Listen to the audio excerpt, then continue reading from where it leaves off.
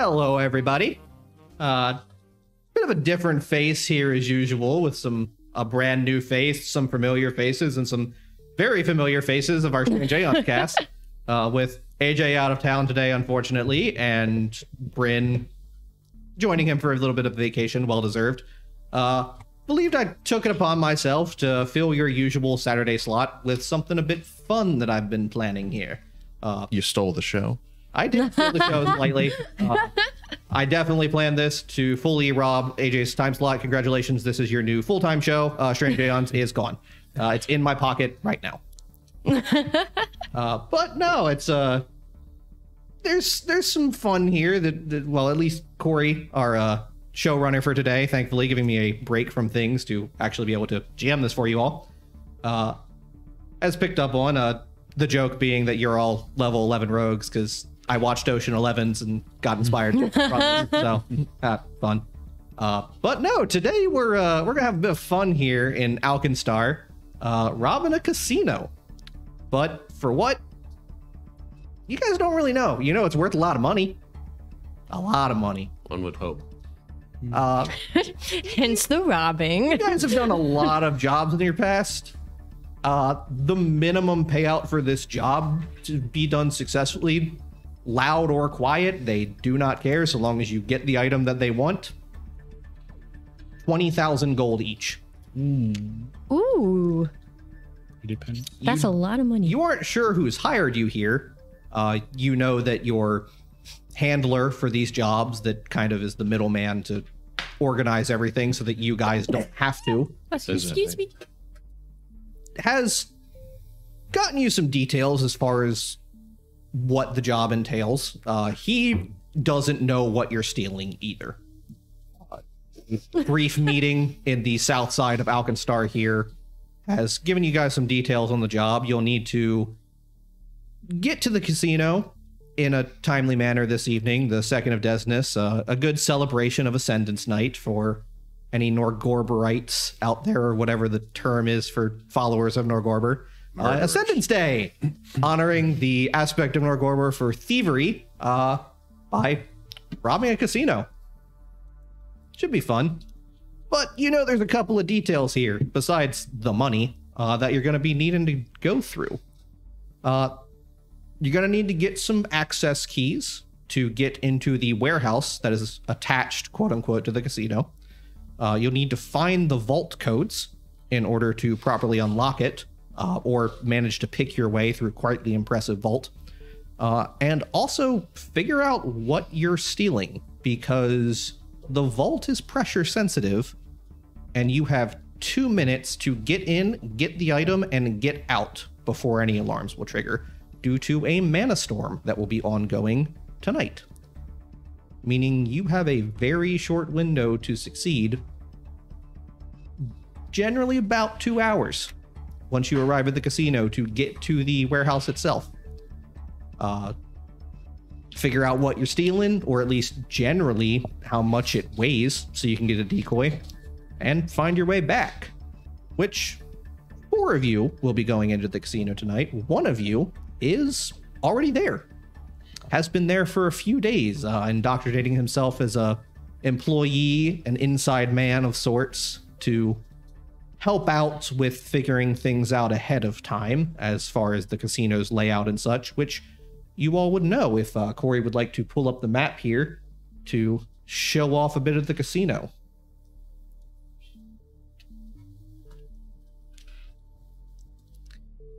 Very, very large place. Might be able to see your tokens at the bottom that are very, very tiny. It's real big. Oh, and there we are. Oh, wow. Yeah. Each of the little dots. You are the little dots in the center of that yellow square, save for one of you who is further into the casino acting as an employee for the evening. Computer enhanced. I bet you're wondering how we got here. Large. Oh my gosh. It's odd because this is Alkenstar. None of this stuff can really be run on magic reliably because of the constant mana storms. So this place is a pretty technical marvel as we have all of you entering the casino. Seeing a large section of slot machines off to your right that are fully functional pull bar slot machines with odd spinning sound effects, lights flashing at winners, coins spilling out occasionally. The place is fairly busy. Large craps tables, roulette tables, poker tables, everything full swing. This place is in full operation on the full other side of Alkenstar from your safe house. And it's a big day from what our inside man here would find out, as tonight there seems to be an event going on in the High Rollers Lounge. Fairly high profile. And as you would know here from a bit of your work, most people don't refer to the boss by name, but just your experience with the underground here. The owner and operator of this casino is named Romeo. Specifically, Romeo Fluffduster Piltrack Duvelschwarz II. I need you to spell that out for me. He is a gnomic Is this man. going to be on the pop quiz later? Gnomes have a tendency to, as they age, get themselves a lot of celebration going on tonight. With Somebody big just wins won. and such. Yeah, someone just won a good hand. Or a big bet at roulette. But Romeo here is the owner-operator of the casino, and also most of you have some knowledge of the underworld, and maybe not specifically in Alkenstar, if some of you were brought in from outside to do this job. But Romeo also runs a mafia outside of Alkenstar, essentially. The warehouse at the back being where a lot of his product and goods are kept and moved, and the casino, for lack of a better word, a front to launder money. It's a fully functional casino, legitimate, except for the fact that a lot of the coin that they have coming in is dirty money that needs to go through hands to get cleaned. And our inside man here happens to know a bit about what's going on tonight. If you want to go through and introduce yourself. Well, now, I'm Colonel Shanders, the lovely golden kobold of upstanding gentleman, if I do say so myself. Nice to meet you. Looking mighty fine tonight. I volunteered for this. Are you serious? I'm the one responsible for this. I can't even reject this. I'm the one who made this happen. Oh my gosh. What's great about this voice is I can do it all evening. Yeah, it doesn't even hurt your voice anymore, so I know you're not even going to get tired of it. Oh, boy. But if you want to go ahead and roll me a lore underground or underworld here. I certainly can. Don't mind me. And that's going to be quite the big number. That's going to be Dude, stop flirting with the 38. dice. 38. Yeah, you know a good bit about Romeo, and more specifically, you know what the event going on in the High Rollers Lounge is tonight. Specifically, it is, pardon my pronunciation here, I'm probably going to say this horribly, the Tercera Denominación, which is, for his nephew, his third naming. Gnomes, as they go through life, generally, at least the males, add names to themselves that they just kind of decide on to both embolden themselves and prove their masculinity. In this case, the nephew in question is Benvolio Damgerment Windnost, and the new name he is being christened tonight, Snizerbam. Now, you're going to have to calm down with those names there. I can only ride so fast. Generally, High Roller Lounge would be a good place to score some extra cash, easy pickpockets and watch with rich folk not really paying attention to their pockets or their chips on the table. There's a bit of a party going on in there, so it might be a bit more high profile than usual, a bit more guards you would recognize walking around the casino, just kind of, you know, the Don's got family in town and got to make sure things go right. So a bit more high profile than anticipated for the evening. Fortunately, that's the nature of the job. But the rest of you would be entering as our friend Cornel here is heading into the back to go about his normal tasks here at the casino, bringing about, food and drinks to those sitting at tables that request it, delivering new decks, new chips as needed.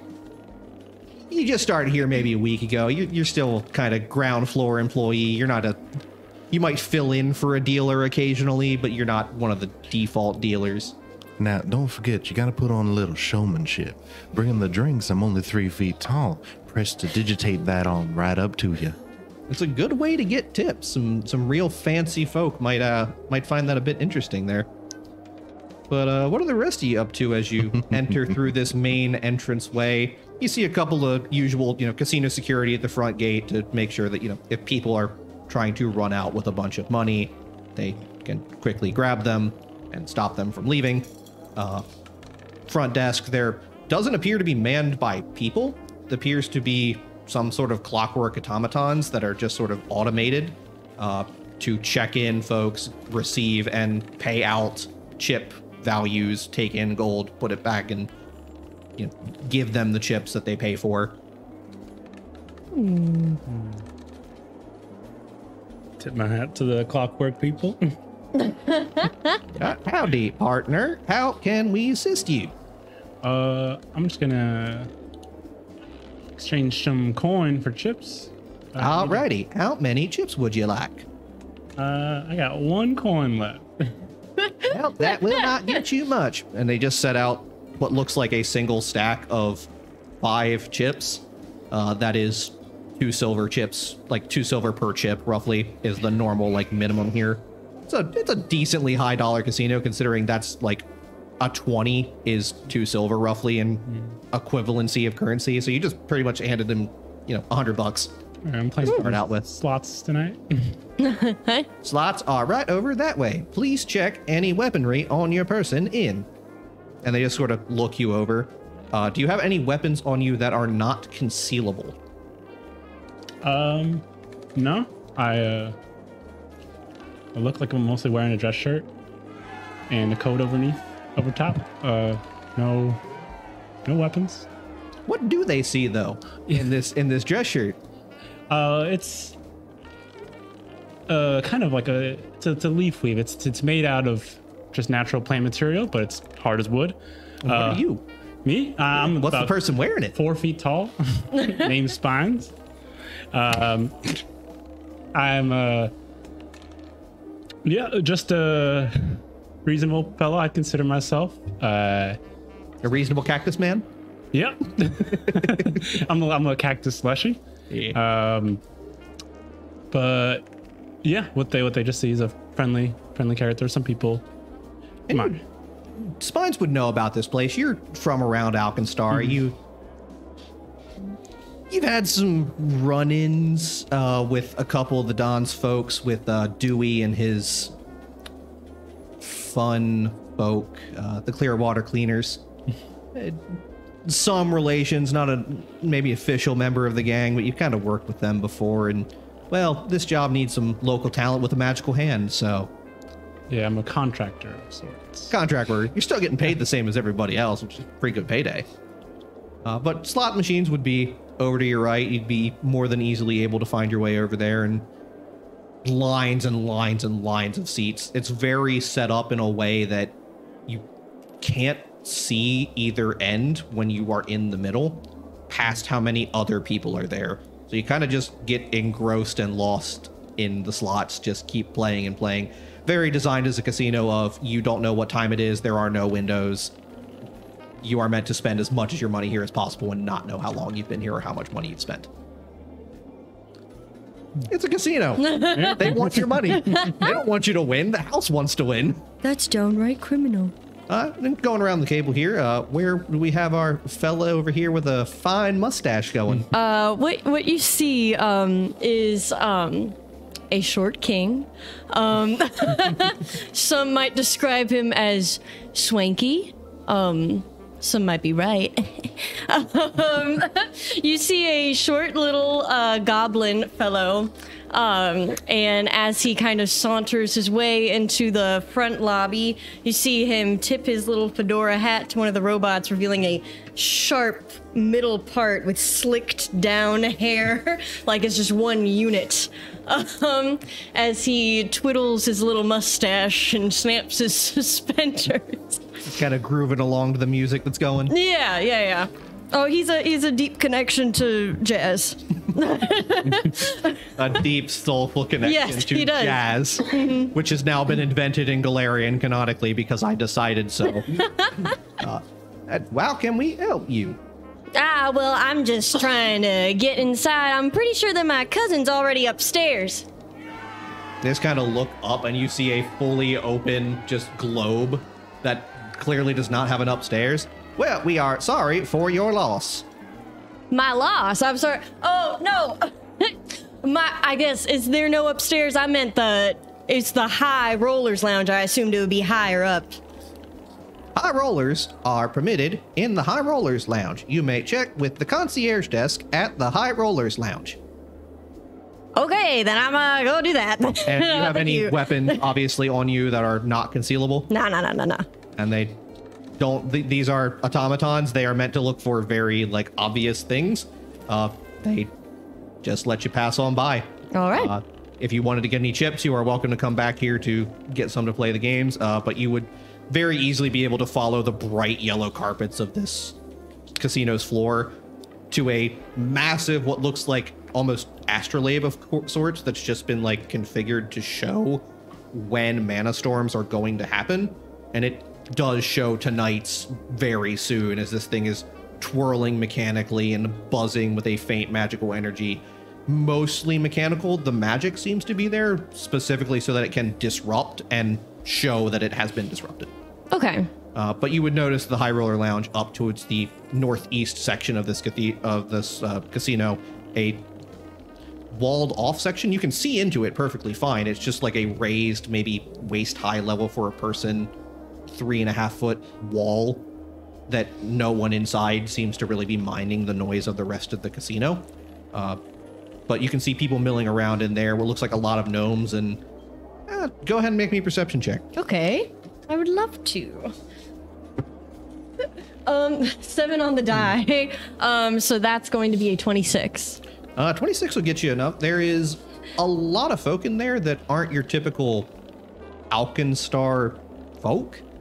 Alkenstar is a city of a lot of humans and dwarves, gnomes, a lot of industrial, like crafters and people that make, black powder based technology. A large amount of people in the High Rollers Lounge look to be various fae. Okay. And you would see towards one end of the High Rollers Lounge a gateway, not a particularly large one, about a size that a person could easily walk through it, that seems to currently be active and with a fairly fine dressed elf standing next to it, greeting what looks like a pair of pixies that just kind of fly through the gate and come down dressed very finely in tuxedo and a dress, clearly here for some event. So, okay. Are the elves standing guard? He looks to be greeting and checking people in. Like a small guest book inside the High Rollers Lounge, and then there is one entrance in the casino that has another elf just standing there looking perfectly straightforward. Gotcha. No emotion on his face, just... The guest book is inside the High Rollers Lounge. There's one inside and one outside at the concierge desk. Okay, I would like to sneak. You'd be able to... No check needed. You'd be able to make your way over there, no problem, as our other party members here go about their business. We'll return over to the High Rollers Lounge in a moment. And I believe a new face that none of you, well, most of you probably haven't seen. If you watched the Heroes Wanted one-shot that Greg ran a good while back, you might recognize Heather here, our friend from the local Bellevue Library, and a fantastic role player, if I must say myself. Well, thank you. And what do we have walking into the casino alongside her bodyguard? A very tall orange cat with like impeccable design sense. She's wearing a fascinator that is only half as fascinating as she is. A black dress, and just looks like, she's having a grand time. And I would say she walks in, and you said the robots that are for the money. There's like a big front desk that has what looks like a bar behind it, so they can serve like quick drinks that people get and a bunch of chips. There's like what looks like almost a pneumatic tube system for them to set the money into, and then it goes wherever it goes, and chips will come up in exchange. Okay. Well, darling, I believe this is where we get our chips. Why don't we head on over? And so I head over, and is this a lot? I put down like 3 gold coins. Is this going to be a lot? And they turn around, take the gold, set it into one of the tubes, reach in to a small section that opens up, pull out what looks like a stack of chips. It's about, again, they're about 2 silver each, so that would be probably about 15 chips or so. A decent start. You'd be roughly handing over $300 essentially to start with. Plenty for a lady to carry. Thank you. Oh, well, this is just a marvelous little location we have here. I mean, I guess I need to learn how to play. I say it loud enough, just, to get some ears. You see a couple of people look over and just like keep an eye on where you're walking to as, ooh, that might be easy money. And I would like to head, it looks like we have some blackjack tables. There are the kind of quadrants here are High Rollers Lounge in the top northeast section, slots in the southeast section. To the southwest is a kind of split 3-way of craps, blackjack, and roulette. And then the entire northwest appears to be poker tables. Oh. Well, Don, I know where I'm heading. I'm heading to the back to the poker tables. You see a couple of people like catch eyes and just sort of, they don't try to obviously look like they're following you, but you know when people are following you. These guys are just like, ooh, this is a score. We're going to sit at that table to, at least for a couple of minutes to get some quick cash and then probably head over to roulette or something. I walk just fast enough to make it so they have to work. You kind of see them like pushing past the people like, oh, wherever we want to go, let's move. You'd see like a half-elven man, what looks like a couple of dwarves just sort of nudging each other, laughing. One of them clearly having a drink in his hand. One's dressed in like a full doublet that clearly is rented. It does not fit him properly, and the other is wearing a too small tuxedo. And following her up here. I am Vondrak Orblast. I'm a rock dwarf who left the mines to pursue the higher profile, the life of kind of high profile crimes. Mines pay well. Arguably safer than the mines, but still with a bit of excitement and risk. It's not be too bored. I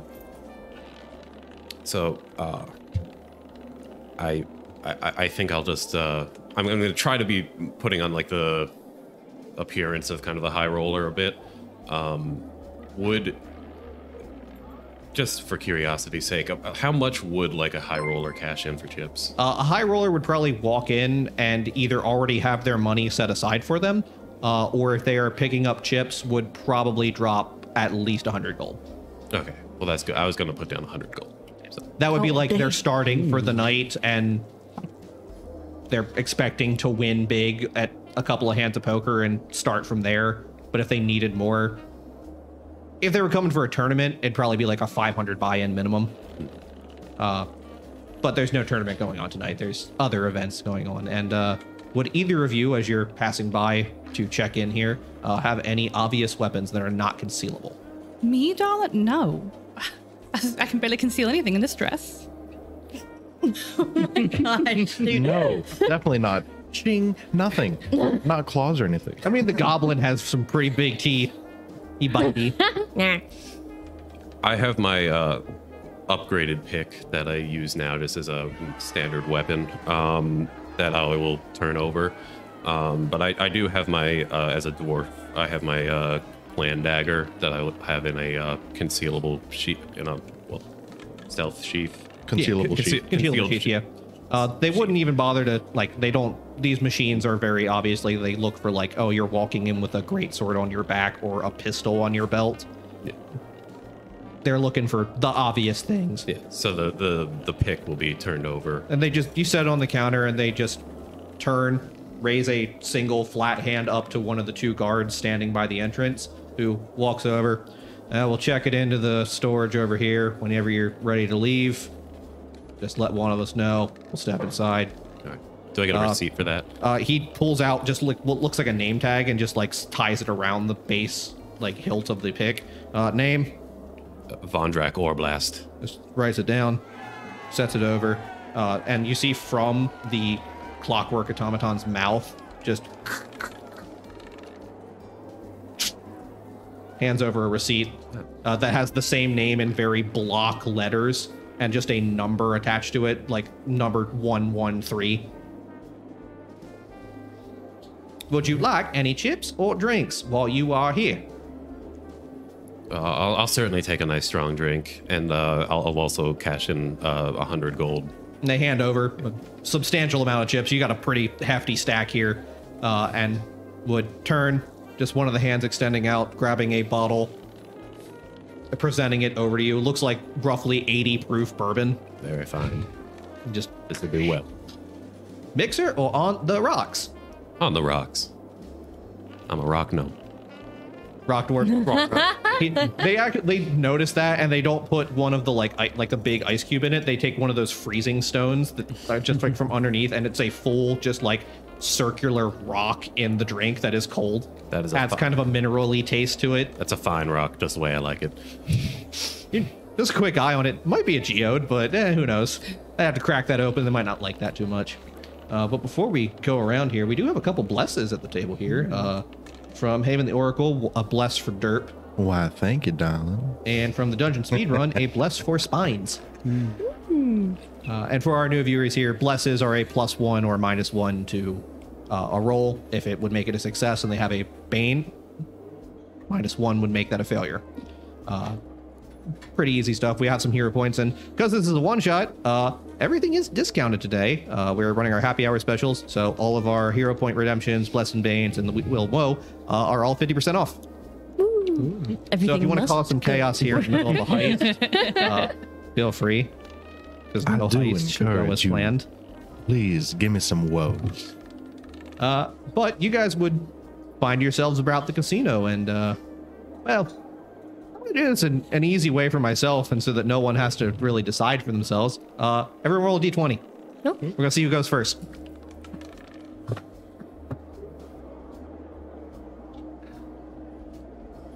No. We'll start with Marcus. 18. Ooh. Heather. 2, because the lady knows she doesn't have to go first. Derp. Now, I do gotta say, this Malachite is treating me quite nice tonight with another 18. All right. You are just too good. I really to should have me. put these names in the order you're sitting, because it would have made it way easier, but I didn't. So, Sully. I got 3. That's my story, and I'm sticking to it. Alrighty, so between Cornel Shanders here and Vondrak, which of you would like to peruse the casino at your leisure first? Our fine burly gentleman is welcome to go first. Okay, then. I was going to give that up. Didn't talk fast enough, Derp beat you to the draw. That's clearly the initiative there. I was going to say, in my introduction, I meant to say I was a bit rough around the edges, growing up in the mines, and I don't exactly know what I'm doing. Following along beside Marigold here. So, I think I'm... If you would I like, suppose I can go first just to set the mood. Yeah, that would help. Otherwise, I'm just going to say I'm going to do a lap and just kind of look at stuff. Yeah. Well, before we get to Derp's turn, Vixel has branded you a hero point. Oh, why, thank you, darling. That is quite nice of you. And I'm gonna have a lot of fun with this tonight. I know what's responsible for this voice. I'm gonna make it happen. I swear. Make what happen? You'll find out. Well then, starting out, I suppose I'm gonna make a quick ordeal about getting one of them there keys. Being a new employee here, they don't exactly like, you're not trusted, but you're a new face. So generally, if you need to get to the back, you discuss with one of the guards. Each portal has a set of guards that are just like standing by it to make sure people don't wander in. I'm not the thief. My job is to mark the target and distract them so that my other compatriots can do the thieving. I'm gonna be pointing out targets, signing to them, using a little bit of signals we might have picked out beforehand, something to let them know who their choice picks are. Go ahead and give me an underworld lore check here. Why, sir? Or society, your choice. I like lower underworld. And I like rerolls too. I will immediately cast it. Yeah. Thank you. Ooh, and there's a bless for Oh my gosh. No, that's fine. That's a 9. Oh, I thought that it was another two. I That's thought you got it going again. to be a 31.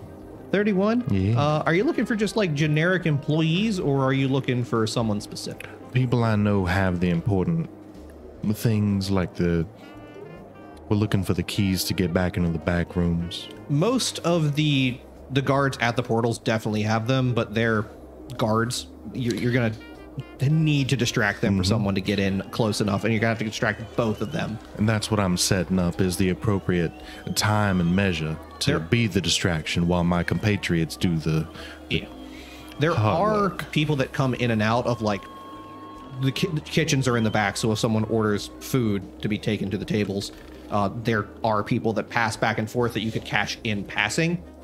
There is also the event going on tonight's a bit more high profile than even you had thought. You know that sitting towards the far end of the casino at the very last poker table, there is an enormous gentleman with a massive hat and only a single eye taking up 3 of the seats at the table, who definitely will have one. Well, in passing, I would probably point these 2 fine individuals off towards that man at the tables. Point the guards out towards you, and then point the ones in passing off towards our fine cactus lesher. Good enough.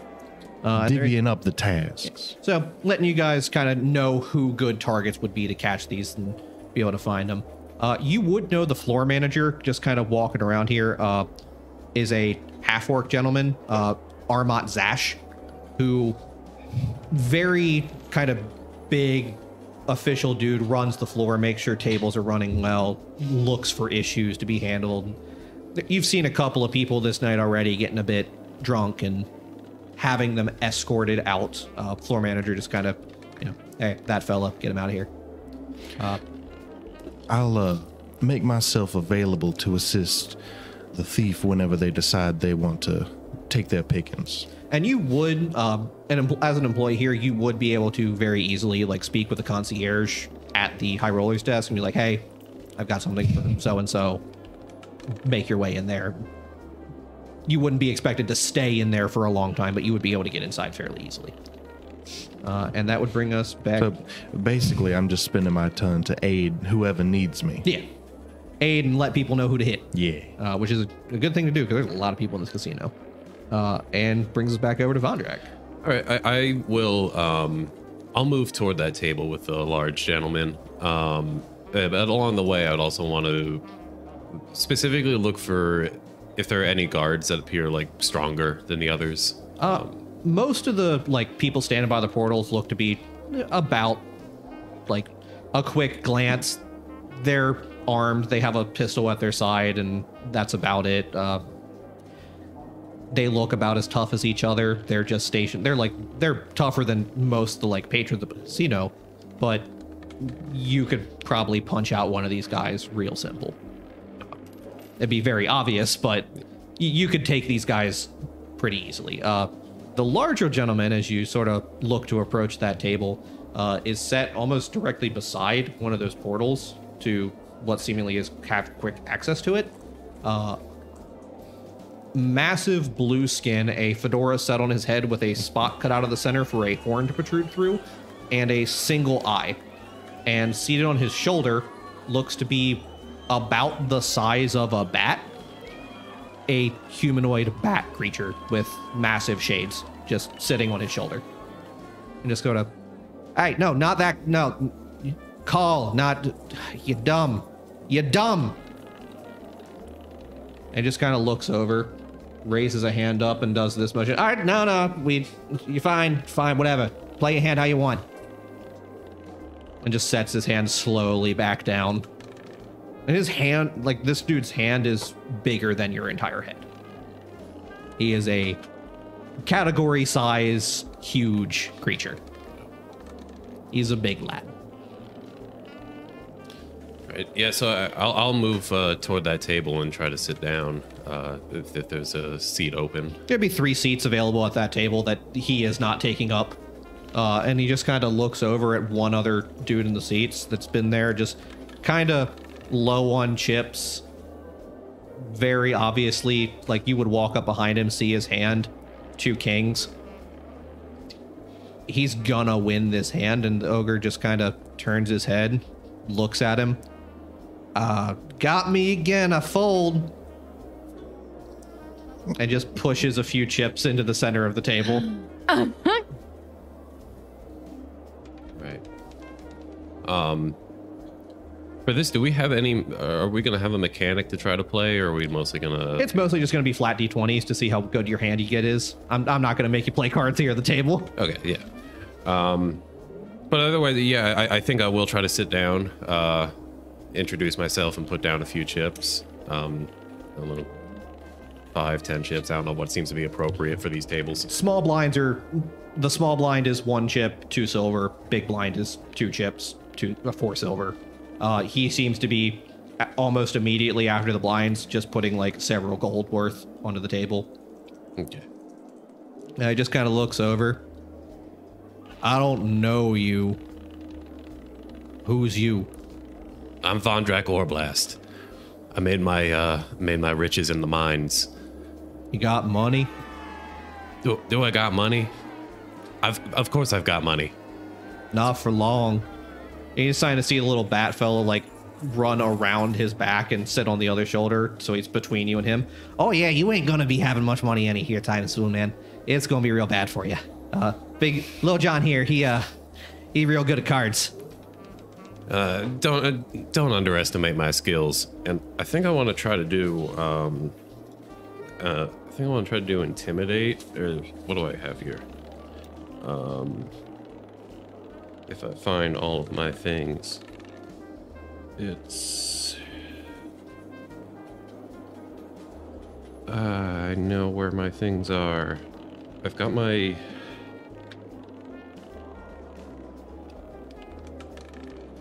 I don't know. I'm lost. We can come back to you if you need a sec. Yeah, give me a second. I think I can just sit down, buy in, and then we'll... Yeah, you can start playing a couple hands. If you want to roll me a d20 real quick, we'll see how good he would do versus him. That is a 16. He only got a 2, so you'll win that first hand, getting another probably 2 gold worth of chips just real quick. And you kind of see the little bat dude just kind of laughing. He let you win that one. I have to say that. This kind of looks back over to you for a sec, looks back over, whispers something to him, sets himself back down. And I believe that takes us over to Spines. All right. Well, I headed over to the slots area. Looking around, is there guards and stuff watching the slots? Is it rather crowded? Is it empty? The slots are the most easily accessible. Like, they are dead center front of the casino, first thing people see when they get in. And people don't need to know how to play cards. Mm-hmm. They are the most busy section of this entire place. Just because it is go up, put your chips in, pull the lever. And then you get to see bright lights shine and stuff spin, and you get noises, and it's real pretty, and people like it. Okay. I'm gonna wait till someone like gets up from a slot machine and immediately head a disguise, take their form on their machine. And I'm gonna cast an electric arc into the machine and see how many I can try. You gonna try and do some sabotage here? See how quick their response time is. I'm gonna roll a die here real quick to see who you disguise as. That's gonna be... you would just take the form of a kind of slick black, I can talk. A slick black-haired humanoid, just younger gentleman, probably like 28, 29 years old. Just sort of sat at this and looks like he ran out of chips, goes up to get more, and you immediately take a spot and take a seat. Very little chance that he's going to come back to the same machine because he's got that bad luck on this one. He'll try another one. But go ahead and give me a spell attack roll on the machine. We'll see how this goes for you. I'm gonna try to arc as many as I can. You can hit 2 machines, so you can get yours and someone else's adjacent to you. Do you get to roll twice if you hit two machines? Only once. So 4 plus 18, 22. 22. You go to shock this machine, and it just kind of like starts to spin once without you pulling the lever. But it doesn't seem to trigger anything odd to go on. It very clearly these have been a bit reinforced against some manipulation. You could probably manage it eventually, but this machine, I've been bested, so all right. Well, instead, I'm just gonna pull out what looks like a small chip. It's a wooden coin disc, and I'm gonna put it inside the slot and my twining staff, and I'm gonna pop it open and see just what that does. It's another attack. I didn't write it down, but I know when it expands, it does something. It does like an athletics check of like. I'm gonna say for this, this is a weird magic staff that you're screwing up with a machine with and trying to like pop it open essentially. Go ahead and give me an Arcana check. Arcana or Nature, your choice.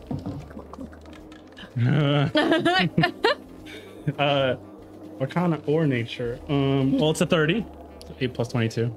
Oh, that's gonna do it. You pop this open, you hear just a rough kind of grinding sound from inside. The staff's magically altered, so it's not gonna get damaged too easily.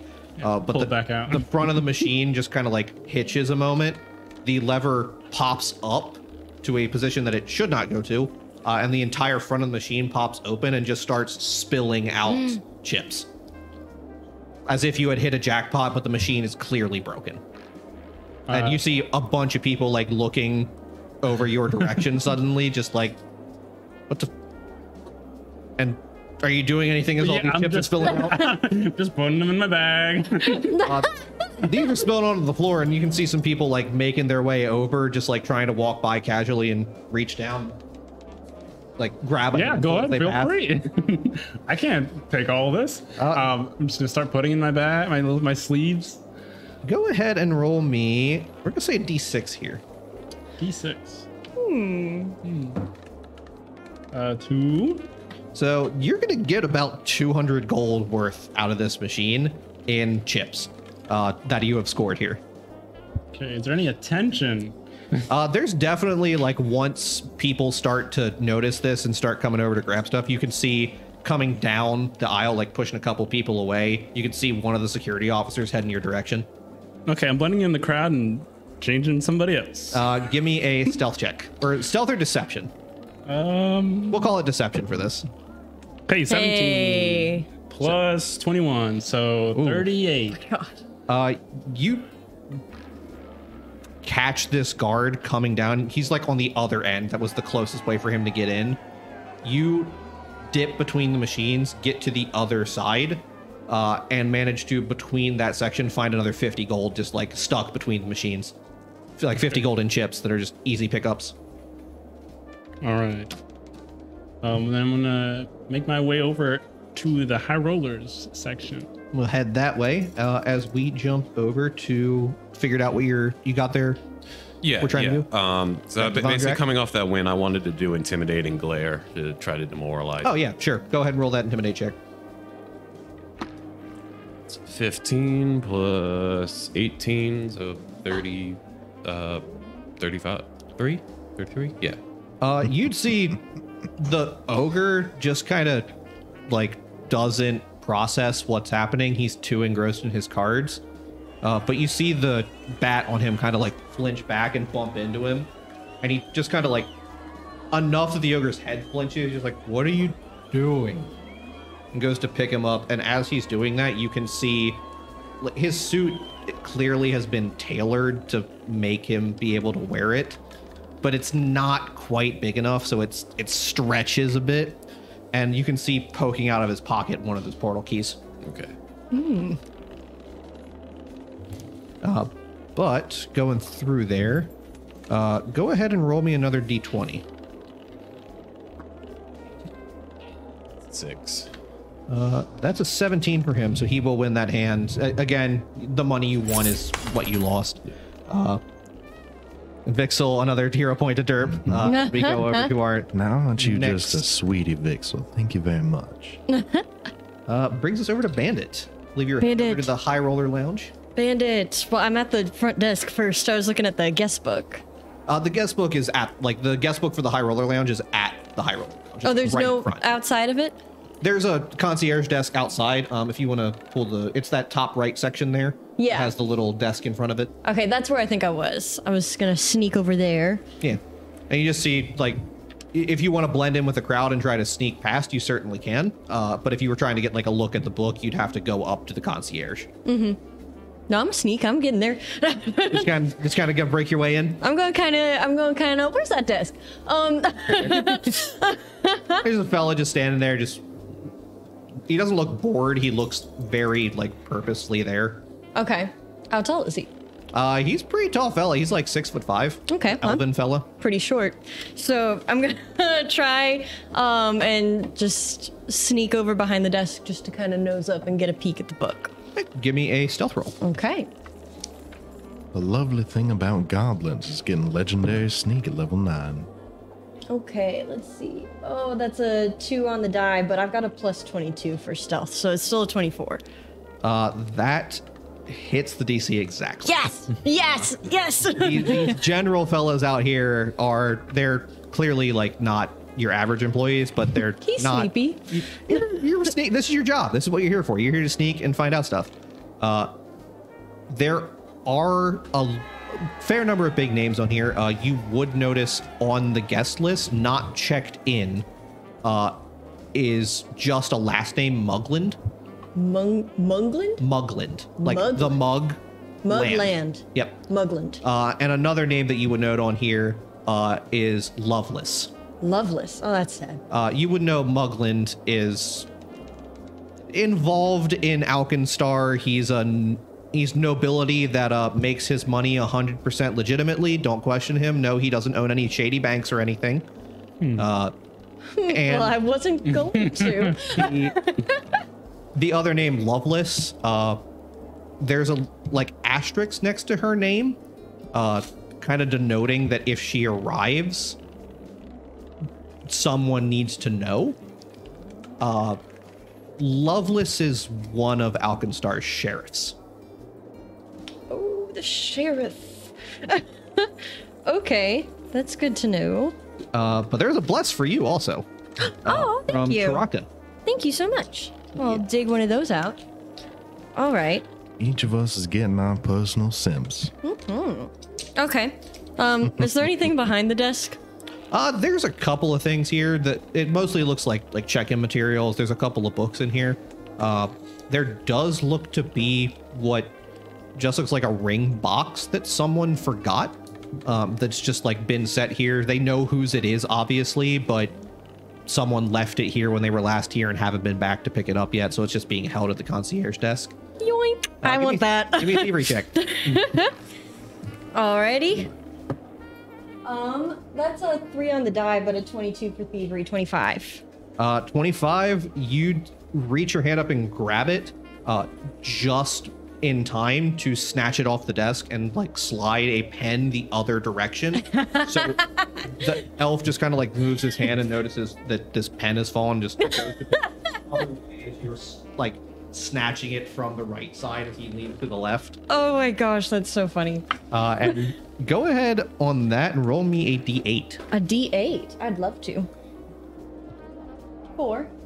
It's gonna be opening it up. It's a very finely made, like, rose gold band. Oh, that's with a good taste. ruby roughly the size of your thumb, like the thumb of your nail, just set into the center. That's gonna be worth 400 gold. Heck yeah, dude. And I could propose if I wanted to. You can. All right. You'd be very easily with this guy, like quickly distracted. You'd be able to duck in behind him. You know there's going to be some guards and stuff in there, but so long as you don't draw attention to yourself and you act like you belong there, probably not going to be too many people asking questions because the people that are in here are supposed to be here and don't want to be bothered by the riffraff. Mm-hmm. Oh, to get into the High Rollers Lounge? Oh yeah, I'm ahead there. Yeah. That's me. You enter through this, like, it's a kind of like a gate section, just like a big raised section that is open from the walls. Kind of a big display on the top of it that looks to have a caricature almost of Nimby Rabodazzle, the gnome goddess of luck, just giving a big thumbs up. Just a big like, and she, as you step through this, the noise of the casino goes quiet. It's still there, but it's like it's in another room. And inside there's much more like smoother, kind of relaxed jazz. It's not as like high, kind of swingy energy. It's more you're sitting at a bar having a nice drink. Slower pace. snaps, yeah. And just light conversation. There's a massive fountain, or rather series of them, with like water effects shooting from one statue to another in them. There's like a water nymph sitting in one of them, just relaxing, having a conversation with a nearby table. There's some mephits that look to just kind of be like flying around and playing with the water itself as it jumps between these. Huge paintings on the walls, one very much looking like a portrait that was taken, like hand-painted portrait of a older looking gnome. He's got that sort of like salt and pepper front section of his hair, then the rest is like solid jet black. So he's getting up in age, but gnomes can change their hair color. He wants this sort of distinguished look. Just sort of sitting there in a chair, arms crossed, what looks like a lit cigar in a holder, reviewing some kind of paperwork on a table, and just looking at the person painting him in a very official sort of manner. Very nice. All right. Well, is there a bar like near the center here? There's no bar. There looks to be a bunch of like tables with name, like the little wedding kind of name sections that are just like each seat is labeled for a person. There's plenty of tables, and it just looks like as people are sitting down, someone is walking up to them to take drink orders, get or bring food over just automatically. All right. I'll go. I'm gonna peruse the tables for a minute first before actually having a seat down, because I'd like to kind of scout out if there's anybody who seems a little bit more inebriated than the others, maybe not watching their purses closely. You would see kind of standing near one of the tables discussing with a very like huge beehive weave kind of gnome. Bright purple hair with oh my gosh, streaks of green through it. I love her. Having a lovely time, darling. It's fabulous when Donnie gets into these things. He does such a great job with these events.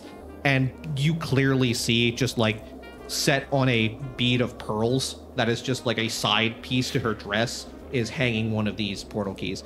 It's just such a lovely evening that we're going to have here. Benny's going to have such a great time. It's going to be a great celebration. All right, I turn around. I was like, you say Benny? Oh, yeah, Benny. Oh my gosh, that's my... Oh my gosh, I haven't seen you in forever. Come here. And I go to give her a hug. She kind of looks a bit confused, like, who are you? And doesn't, like, push you away. But, what, oh my you God. don't remember me? I'm going to dig in her purse. No, I've never seen you. Go ahead and give me a thievery check. Okay. So, would you like interference to aid with this? I will always accept aid, of course. So, I will work my way on into the High Rollers event with a plate full of drinks, schmoozing my way on over to the table at convenient timing, and do my little motif of wizarding up the drinks and putting on a little show to add a distraction to this flair. She kind of like, she breaks away from this hug after a moment of you going to dig through and just like, oh, so we know each other.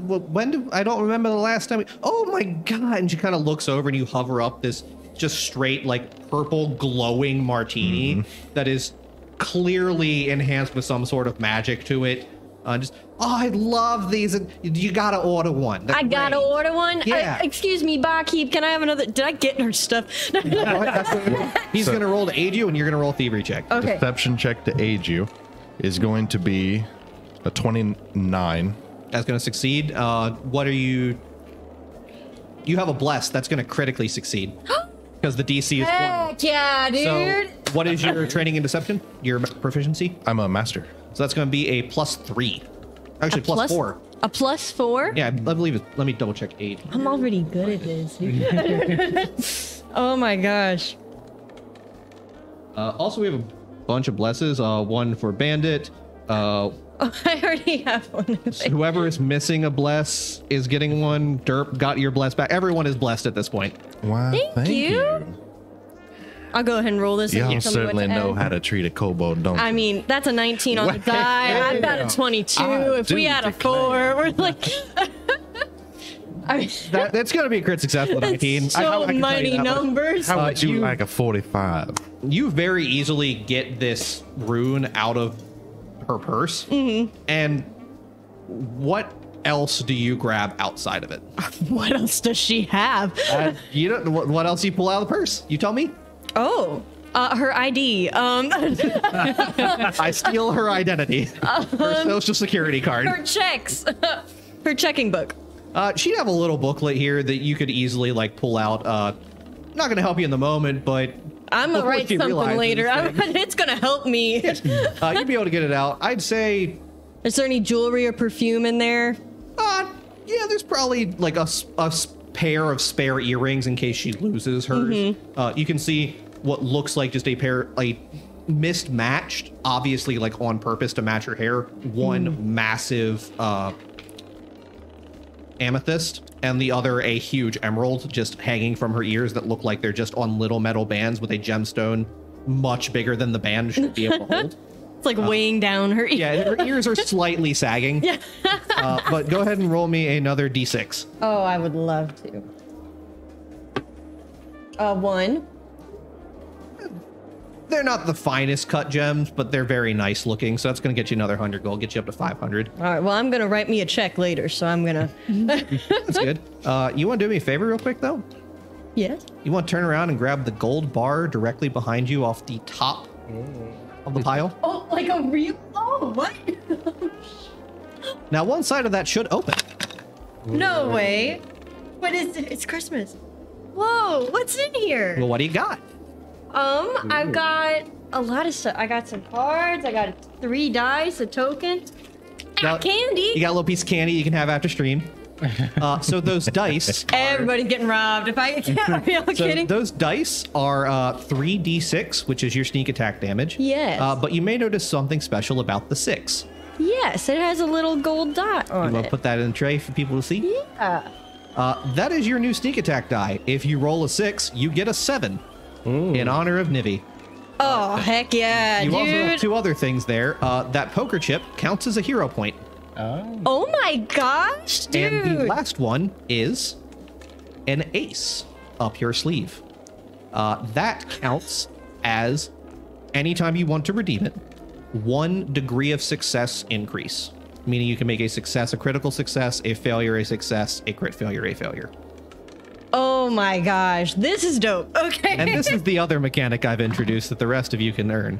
If you Holy steal enough cow, stuff, dude. each of you has a pile of gold bars behind you with similar items in them. Oh, everybody's getting robbed. Say goodbye to your valuables. Now, this is why I am offering to assist everybody in their thievery. 'Cause I'm not too good at it. The High Rollers Lounge definitely is a good place to make some money. But you can make it all over the casino. There's a bunch of people with like fancy watches and stuff and things that you can steal. But it's real nice. Oh my gosh, that's so fun. Let's get ourselves over to Marigold after Bandit finds out this fun little thing he's found. So I walk up to, I would say, a table that has 2 openings in the poker area. And I've given them enough time for my followers to get there. And I walk up and I go, oh my, this just seems so complicated. I wish there was someone here who could show me how to play this game. Oh my gosh. And immediately, you just kind of, as these folks are getting up, you would see 2 people get knocked fully over, like fall onto the floor, knocked over. And immediately 2 of the seats that they were approaching get taken up by a pair of goblins.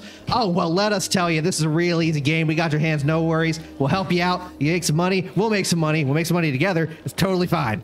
Oh, well, aren't you just darlings? I'm going to walk over and grab their hand in such appreciation, and anything that is on that part of the body I'd like to go for. Squib and Brock here, you kind of have to grab both their hands at the same time because they both extend out. And both of them are wearing watches of sorts. But go ahead and give me a thievery check. Yeah, that's right. Oh. A 19. 19 total? Yeah, 2 on the dice. You would go to just kind of grease their palms a little bit and like shake hands and kind of like try to slide those off. But they both grab your wrist like and aggressively start shaking your hand. Don't worry, we're great trainers here. We have this whole business model. We'll help you out with winning. We trying to get one of those flyers out there to help out people, with the slot machines and whatnot.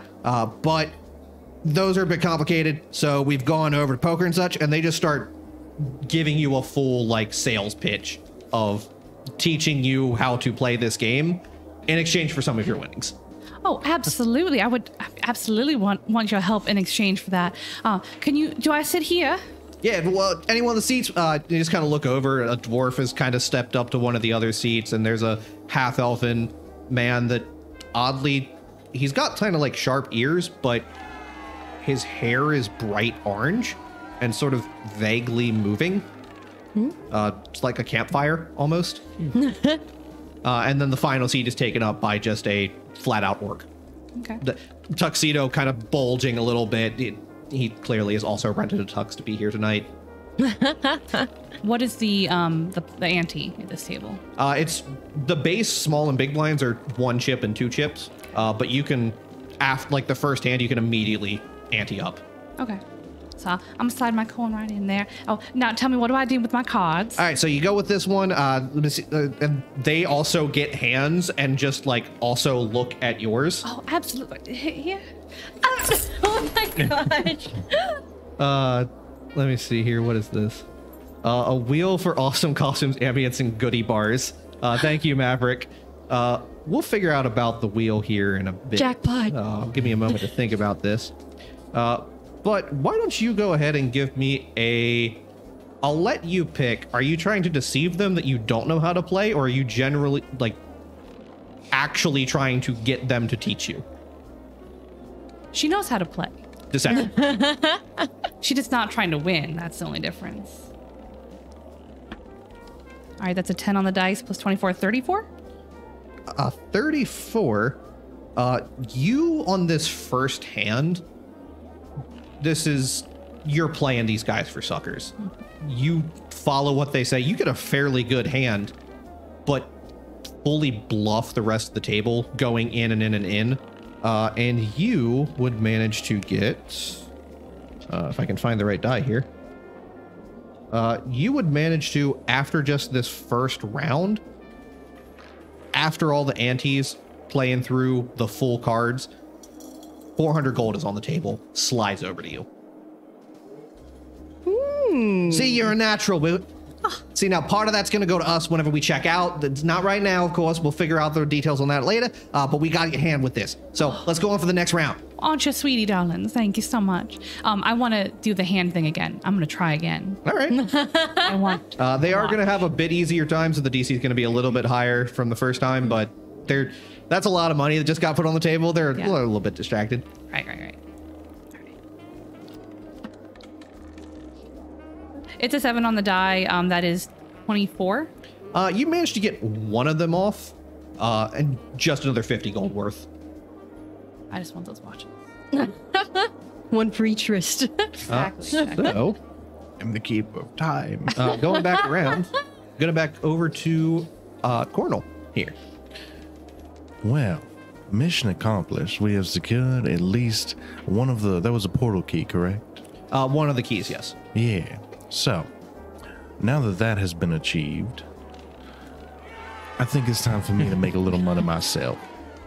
Now, I conveniently, before all of our shenanigans started, cast an alarm spell back towards the slot machines.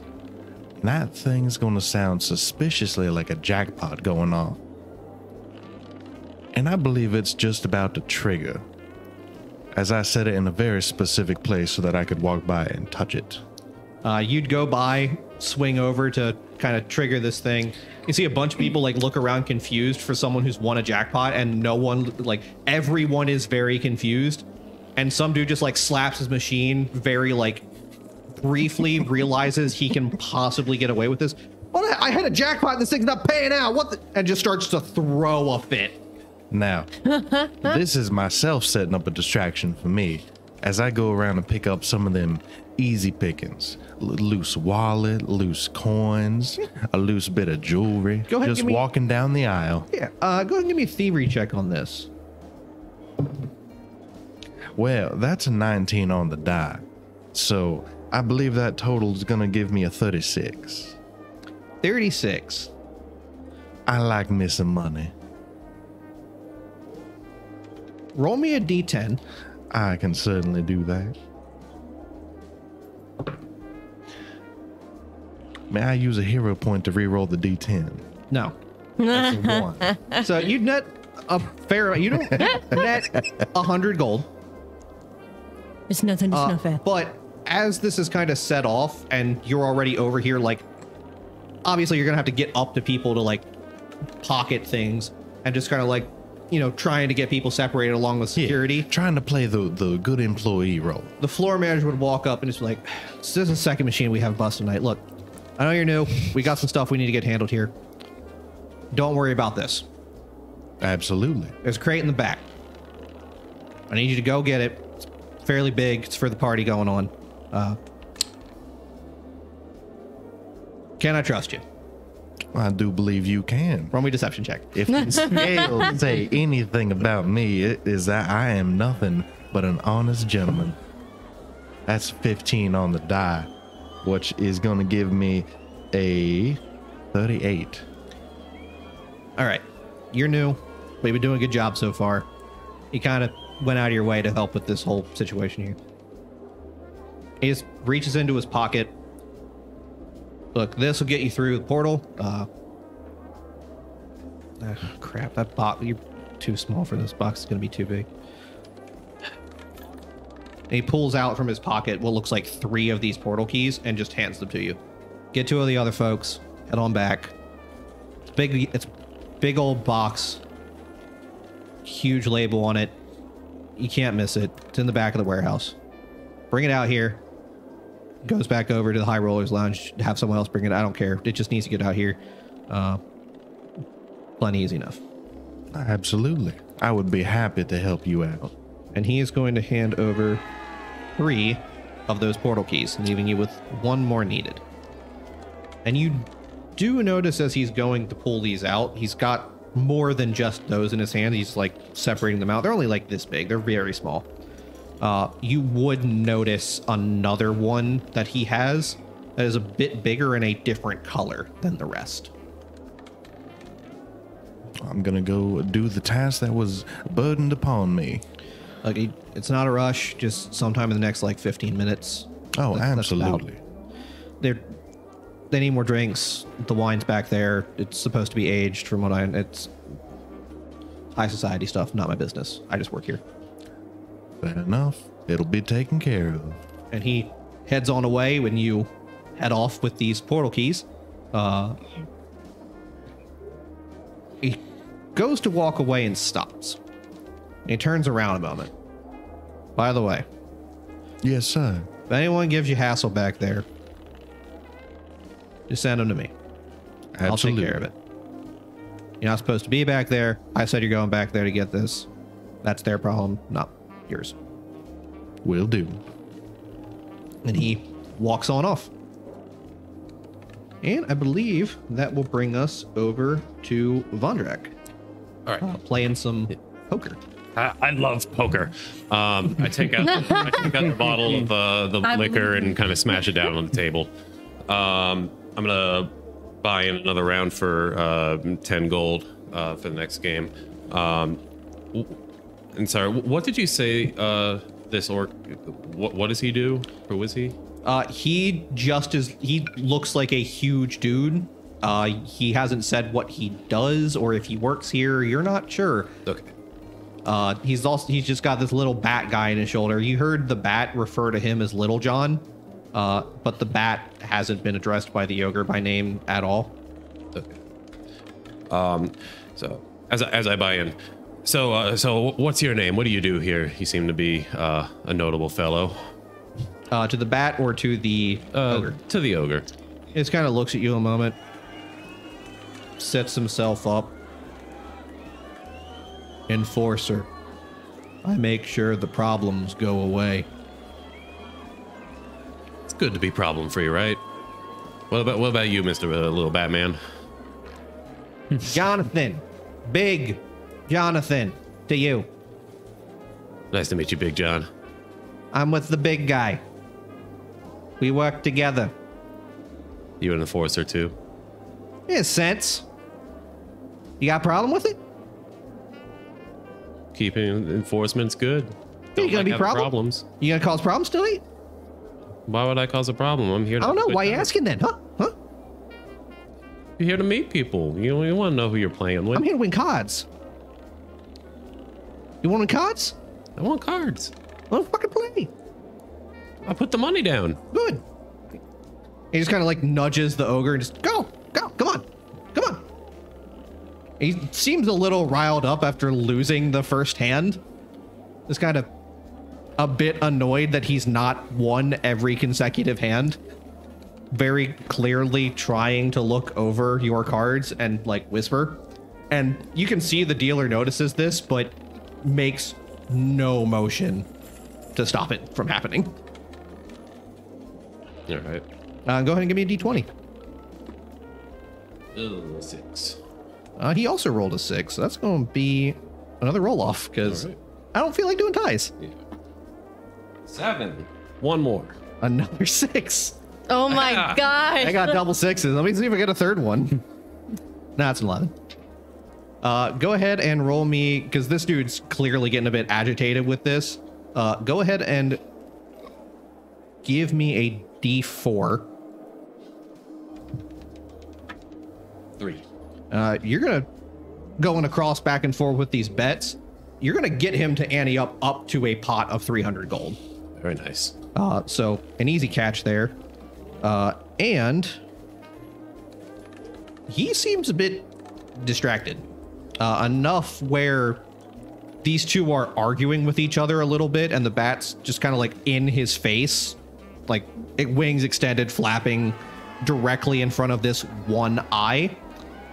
Enough where he's probably distracted, where you could try and pocket a portal key off him. Okay, good. I was going to try to offer some alcohol, but that works faster. So yeah, I'm going to try to pickpocket him for, I guess, palming an object. It'd be thievery. Yeah. That's a 19 plus 20. And with my pickpocketing, I don't think I take any penalty. There wouldn't be any penalties in this case. You are blessed, so it's 29 total? Yeah. No. 39. Oh, 39 total. 19 plus 20. Yeah, that's math. Okay. I thought you said it was like a 19 on the die plus 10. I was very confused for a moment. So 39 plus your bless gets you to 40, which is a critical success. Perfect celebration time. So you manage to pocket this portal key. In addition to what looks like a kind of like silver necklace that it doesn't look like it's worth a lot, but a closer, quick glance and you're like palming it into your hand. It's got an engraving on the back of it that looks like some sort of magic to it. You're not sure how much this is worth or what it does, but it's worth a lot more than it looks. And you quickly stash that away. Go ahead and turn around and grab that gold bar behind you. Yeah! And you should have much the same items. As all of you know, there are 4 aces in a deck. So one of these is a joker, which I'll explain when whoever has the joker finds it. Because I don't know who has it. Marcus got the ace, so All right. sneak attack dice, hero point, and an ace up your sleeve. All right. Well, as I see they're distracted a little bit now, I'm going to say, well, it seems like you guys are having a good time. I'm enjoying myself. I'm going to go find another drink. Have a good evening. Yeah, No you problems better. here. Don't. We'll find you later if we want to play some more cards with you, huh? All right, that makes sense to you. Sounds good. I think we're gonna be friends. Yeah, sure. I'm gonna head toward the high rollers area and just go. Yeah, you head over that way, kind of catching eyes with Cornel on your way over there. And you were obviously close enough with Bandit, like you could gesture for them to just catch walking over. by and flashing like I've Actually- got 3, he's got 1. Some like we'll be able to communicate that we have the keys we need. Yeah. Even though it doesn't do anything, as I leave, I want to turn around and do just another intimidating glare at the little Batman. Just to stick it to him. That doesn't really work. That's a 3 plus 18, so 21. He's way too distracted by just like arguing with his own. You let him win the you can't just let him take the money. You remember the boss said you can't take the money that way. You're not supposed to be betting tonight. I'm just very agitated and just kind of shrugs. I'll take someone else's. Oh, if I pass any like I don't know, waiters, can I just give them enough money to send that man a very hefty couple drinks? Yeah, you'd be able to like pawn off a drink for him is like a full bottle for you. So I'll, He is roughly 4 times your size. I'll send them 3 bottles. Why not? You'd send that over. He just kind of looks at the waiter confused. I didn't order these, but I'm gonna take them. And just sets them on the table. Keep dealing. Said there's no one else. Did I stutter? Yes, sir. And just starts playing with the one other person at the table. But that'll bring us over here to Spines. All right. We are in communication with each other. You with the guys phones. have come prepared with a couple of things. General toolkits, you've all got thieves' tools and such. You've all got some, what is essentially bags, like minor bags of holding laid into your sleeves, so you can easily, you don't have to rely on putting stuff in your pocket. People can't just dig into your pockets to take things. But you've also got what is essentially a modified sending stone. It can only send like very short 25-word messages, but you can send them to each other very quickly, and it's just like a quick message internally that they get, and they can respond with also 25 words. Okay, I'm just gonna be like, hey, we got what we need? Are we? Yeah, we have all the keys we need. Yeah, I got one. I got one. At least I that got one. 3. That At would least be, got 3. and Sounds like 5. getting a quick meetup with everybody here.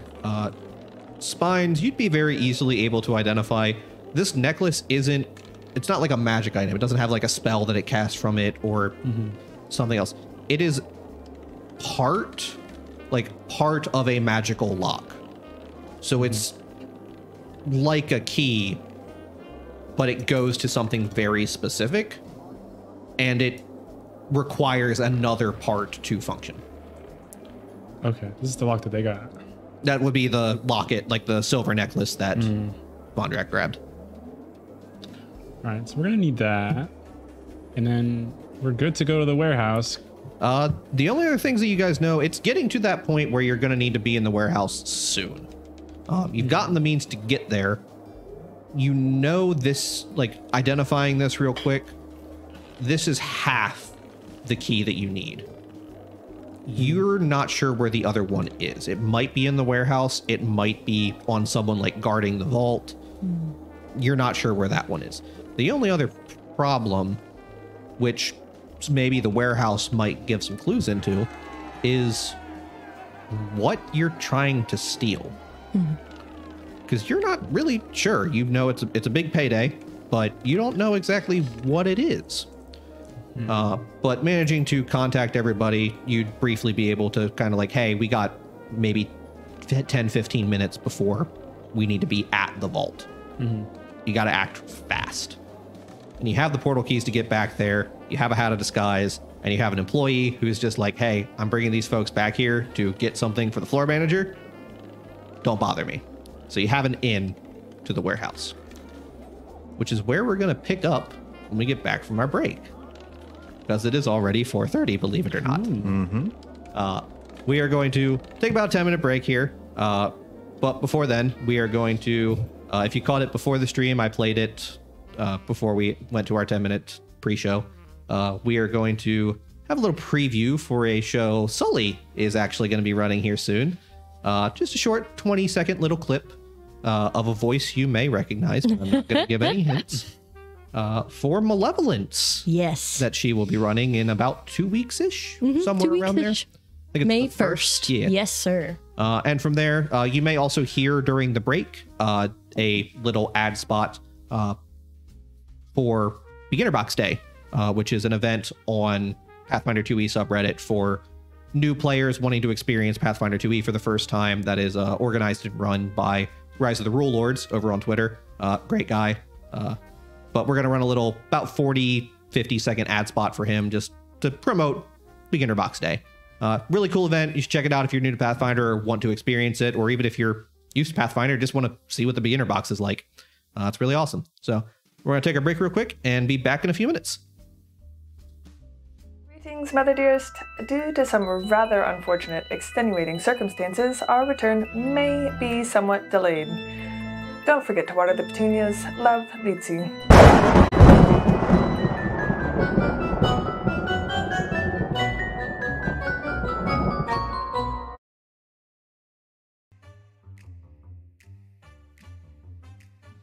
Welcome back, everybody. Thank you for sticking with us through the break.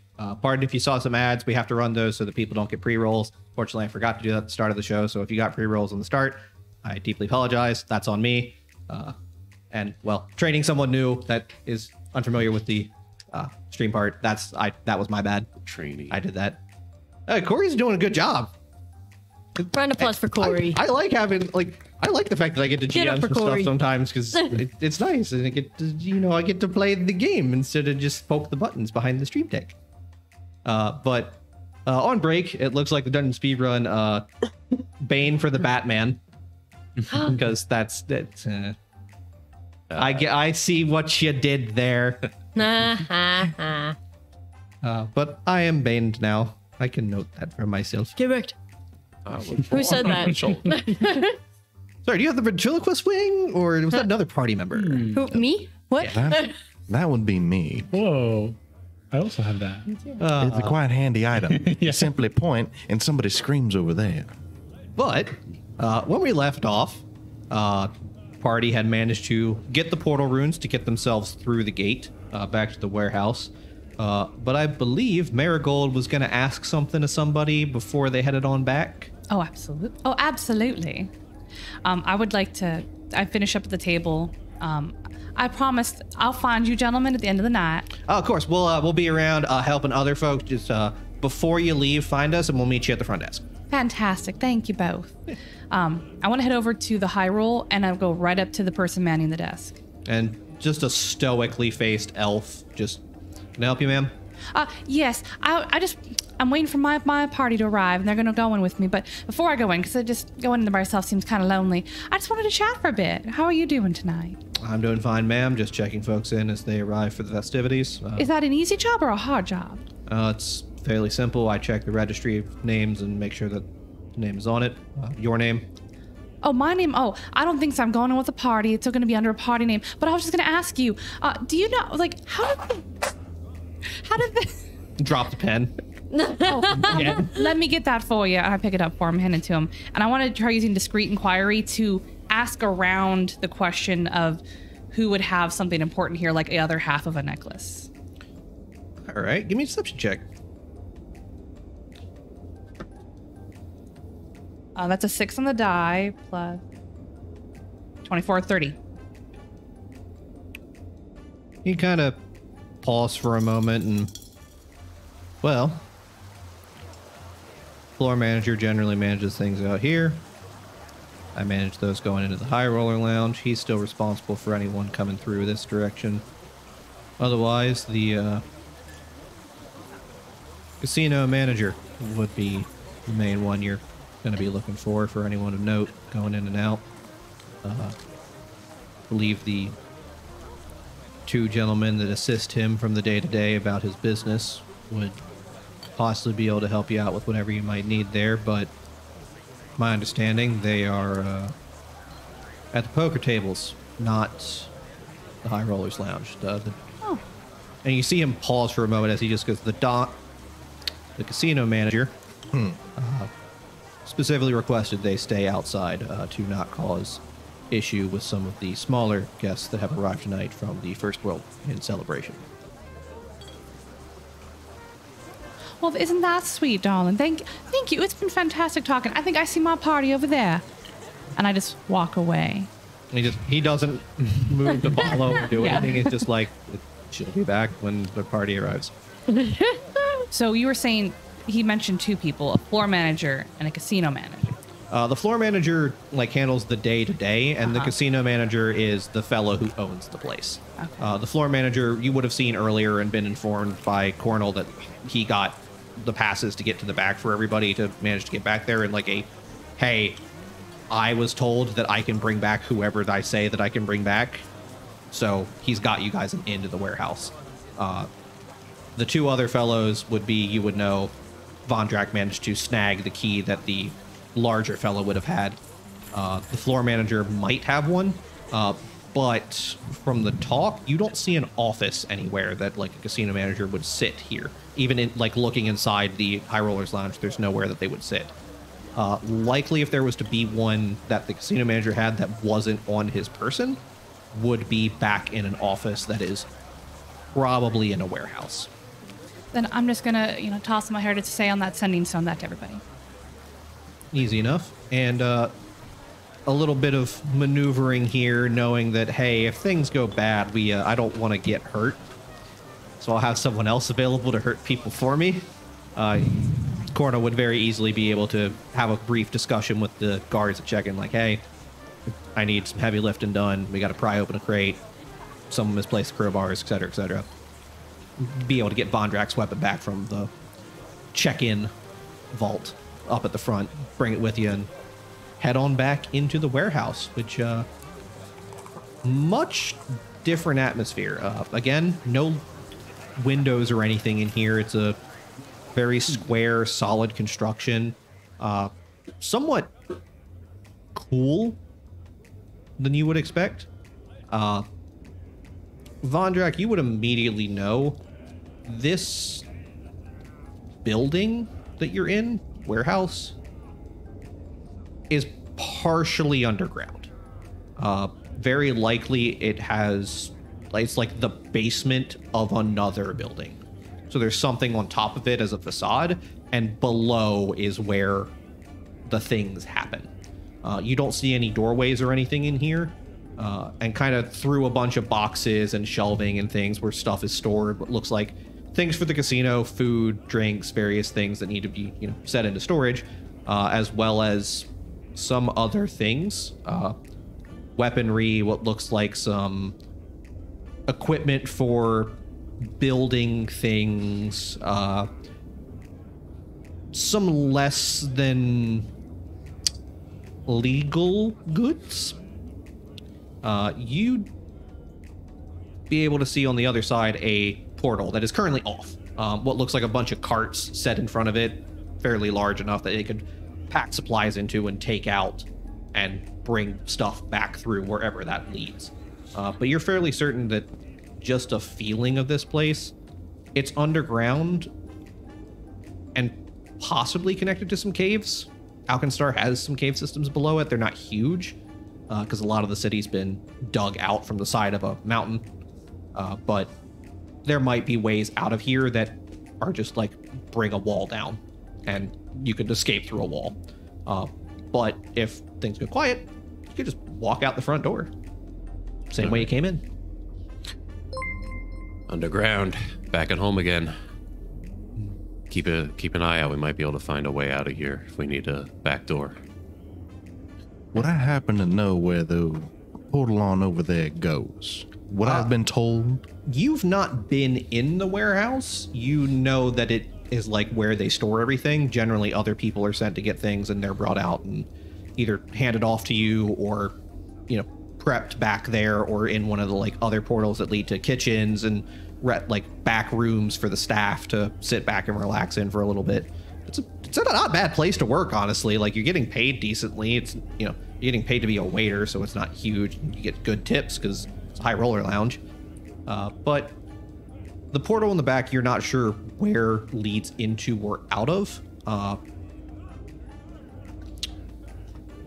Make me an Underworld Lord check on Now, this. I can Should be certainly fairly high DC. take care of that one. A fairly high DC, you say? Well, would a 39 happen to be high enough for you? That will not a crit success though. Just a normal success. Not with a bless? No. Fair enough.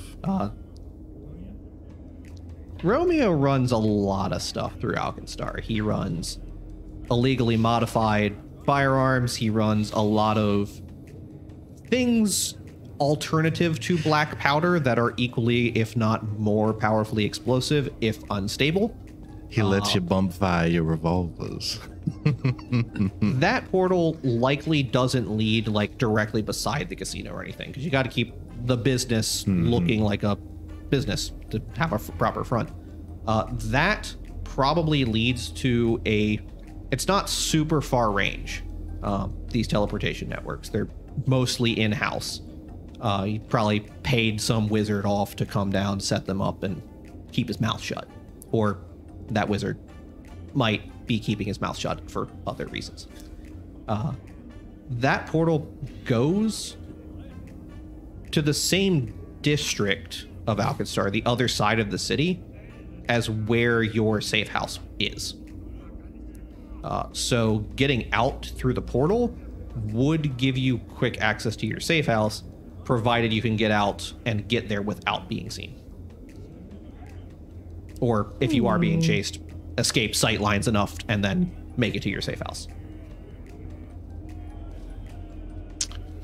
Well, isn't that just handy?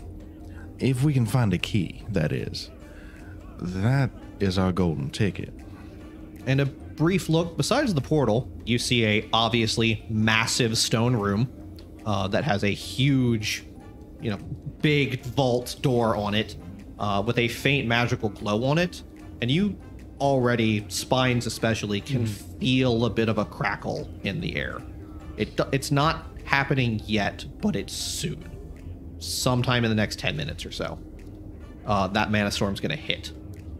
You can also see at the far end, very direct open path. Clearly there is intentions made to not block the pathway to this place. A large wooden room. It doesn't even go to the top of the office, maybe 15-foot tall wooden walls that have been closed in. Just solid flat wall, single door with a very fine looking carpet in front of it. So, just coming over to tap you on the shoulder real quick. Now, while we distract these guards, get this box out of here, see what you can find. Oh, yeah, boss, I can do Pointing that. off towards that fine wooden The establishment. door, yeah. And, Sneak. There's a bunch of guys, you would immediately kind of have a guard that's just sort of he's a worker also, just moving some stuff around the shelves, packing some things up. Just kind of stops, looks at you all, sees you. You'd recognize this guy. He works both in the casino and back here. I'm just kind of, back here for looking something? for a nice, relatively big crate. Something for the high rollers. Oh, yeah. Head on back. What did they put on that one? Purple Lily. Big purple lily stamped onto it. That's the one you'll want. You got him. You'll be fine. And just kind of goes back to doing his usual, just setting things up in a warehouse of shelving units. So I'll head back in that direction, purposely going a bit too far to flag down the guard that would be between the wooden structure and our sneaking thief, to kind of flag them down. And have you seen any purple lilies back here, good sir? Just be a distraction. Where did they put them? Let you sneak Come on. Here I come. He just kind of looks at the rest of you as bandits sneaking off here. Come on, it'll be easier if all of us look for it. If you're back here, there's a reason for it, whatever. Well, thank you. I don't get paid enough for this. Just heads on back. And you can see all these guys in the warehouse are armed. They have a pistol at their side and what looks like just a almost billy club kind of deal on their waist, but solid metal. It looks just like a large bulging pipe, kind of. Just kind of set there. And he'd bring the rest of you back to the northeast corner of the warehouse where there's a lot of boxes that have been unloaded but not like separated properly to go onto the shelves. And start looking around there while Bandit sneaks over to this office. It's the sound of my feet on the floor. But you'd be able to head on up there, and you'd get up to the door. No one's sitting there guarding it. Very much looks like a... Like they want me to go in there. If you're back here, you should... There's two options. If you're back here, you're going in because you know why, or you're working. Well, it's not either. For the casino workers. For you, it's, ooh, room I'm not supposed to be in. I would like to... I'm assuming it's locked. It is very locked. Okay. I'd like to change that. Go ahead and give me a thievery check. All right. 15 on the die, so that's going to be a 37. That'll get you on this one success. Locks, depending on how good quality they are, take multiple successes to do so. Do you have quick unlock? The feat. Quick unlock. Oh, I do actually, I think. All right, so you could roll me that one more time because you could do it as 2 actions. We'll do 2 actions, then we'll go back over to the other folks here. 14 on the die, so that's going to be a 36. That is going to be another unlock there, so that'll get you 2 of the necessary ones. And the rest of you would kind of be walking along, directed by Cornel here. There's a lot of stuff on these shelves as you're walking around that you could probably easily kind of palm. A couple of people that are, going about their business, stocking things or putting things from one location to another being moved. A couple with clipboards that look like, essentially order forms that are just like these objects in this crate with these things, etc., that you could essentially talk to into tricking into telling you what's valuable in here. Or you could simply make things a bit easier with distractions and such. Well, with a combination of discreet inquiry and a bit of discreet inquiry, but with a combination of that and a bit of deception, I'd like to learn what's valuable and send people towards things while pointing him in the other direction. Alrighty, go ahead and give me that roll. That's an 18 on the dice. What we got total? That is going to be 43. 43? Sorry, 41. 41? It's still crit success. Yeah. You'd pretty easily be able to point things out in such a way they're like, oh, could it be over there or over there? So you're just like looking at people and pointing them to go that direction. Very easily directing people to things that are either valuable for... You have black market fences, so illegal goods, they're still valuable to you guys, and you know how much you're going to get for them. Stuff back here is definitely a bit more... less jewelry. There is some gemstones and such that haven't been processed into the vault yet. There's been some things that... loose coins or things that have been recollected from payments that have been brought back and haven't gotten into the vault yet. Depending on what you're looking for particularly, there may be other things as well. But you would, during this as well, notice the crate with the purple flower on it, the purple lily. I will purposely direct him away from that to buy more time. Yeah. And very easily be able to point this out to anyone else that would want to go in. I'll let you do stealth or thievery. If you want to palm something, or if you just want to like sneak over out of sight before anyone can catch you and grab it, you can do either of those. Or you could, in certain cases, talk to some of the warehouse workers and, try and get them to hand some stuff off. Because as far as they know, you all work here. Yeah, I'm just carrying one of the carts that we saw and just like taking things, just putting them in, pretending I work here. Go ahead, and for that, just give me a deception roll. Oh, that's funny. Okay, 13 plus 21. So 34? 34. Yeah, you'd real easily be able to just like Yeah, it's like straight face. just it's like going to a grocery store and just putting your hand up to one of the shelves and just pushing a bunch of stuff in. Here, I have a clipboard. I'm just checking off random check marks. Fully take one from one of the other guys. Just like, okay, whatever. It's that's a late night. You just take this dude's clipboard. He just walks off. Like, yeah, sure. What else do I have to take do? a break. He just goes about his business. You'd managed to push a bunch of this stuff in here. And how much were you at here? All right. Go ahead and give me... Back here, we're going to make it a D8 as I throw my pen at the floor. Again, I'm really good at throwing pens at floor tonight, apparently. Oh my gosh! 8. Hey! You net $800. Whoa. Oh, 800 gold worth of stuff back here. Dang. Putting you at a total of 1,050 from what I have. And go ahead on that stack behind you and grab that top gold bar. We'll see if you get the Joker or not. Let's see.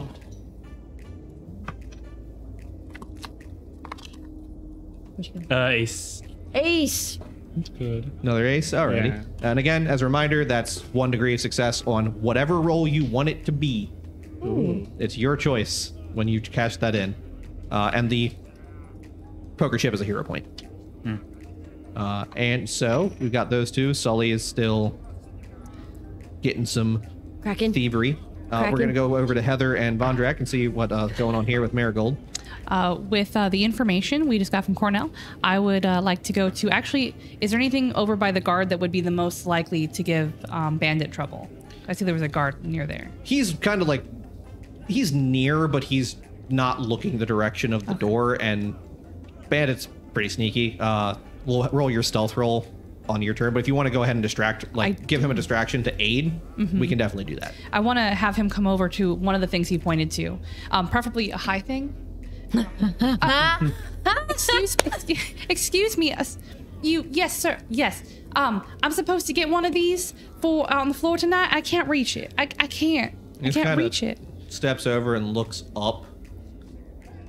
Let me get the step ladder. Oh, thank you. I'm new. I just don't know where any of that is here. Go ahead and give me a deception check. Oh my Deception or gosh. diplomacy. I'll let you choose.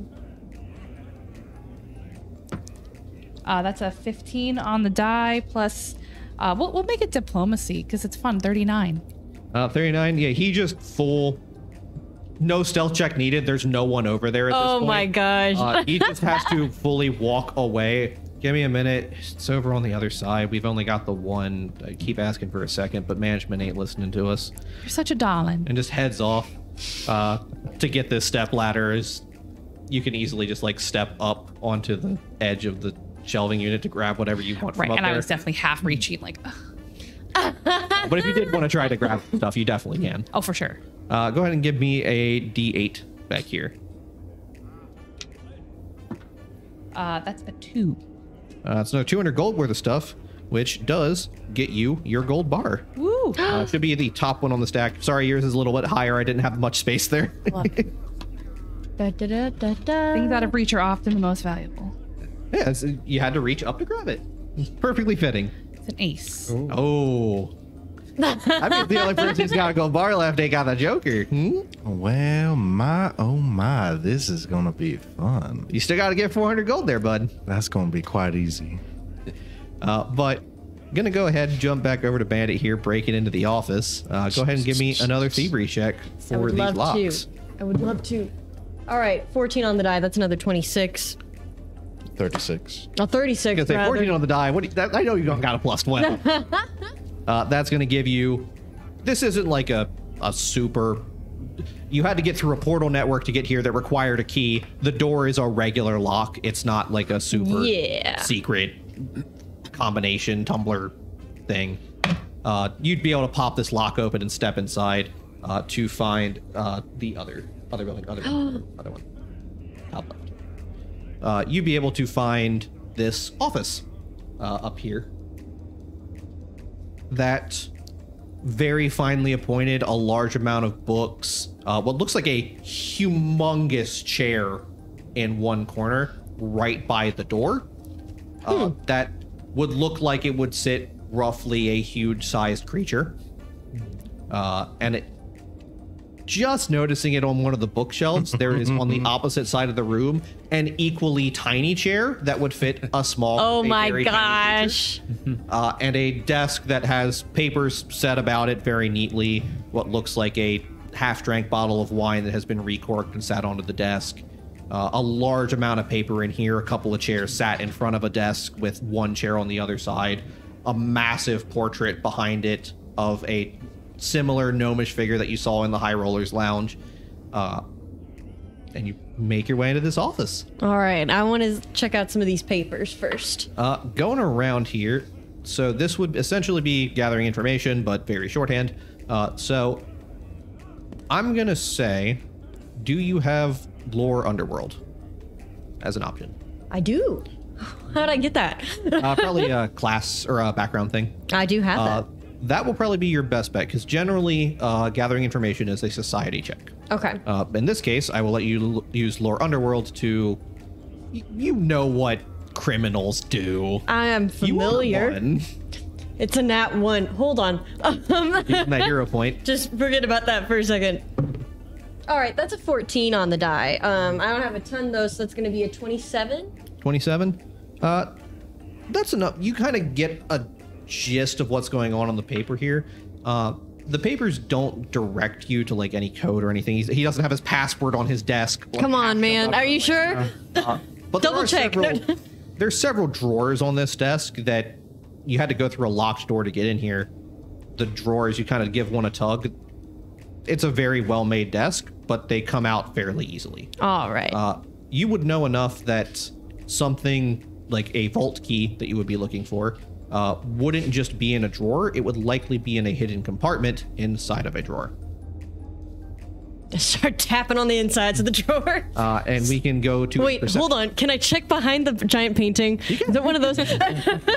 You don't even really have to make a check for that. You just set the painting aside. You see a wall safe that has been set into it.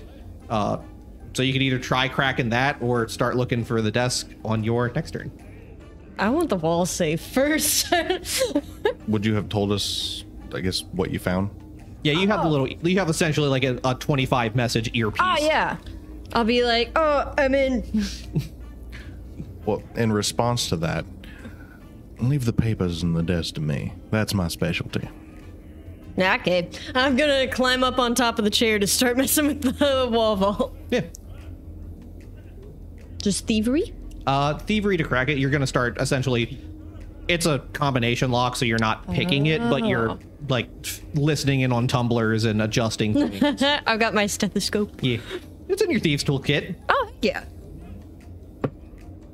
All right, that's a 5 on the die, but it's going to be a 27. That's going to fail on the wall safe. Doesn't stop you from keep trying, but it's you don't make any progress.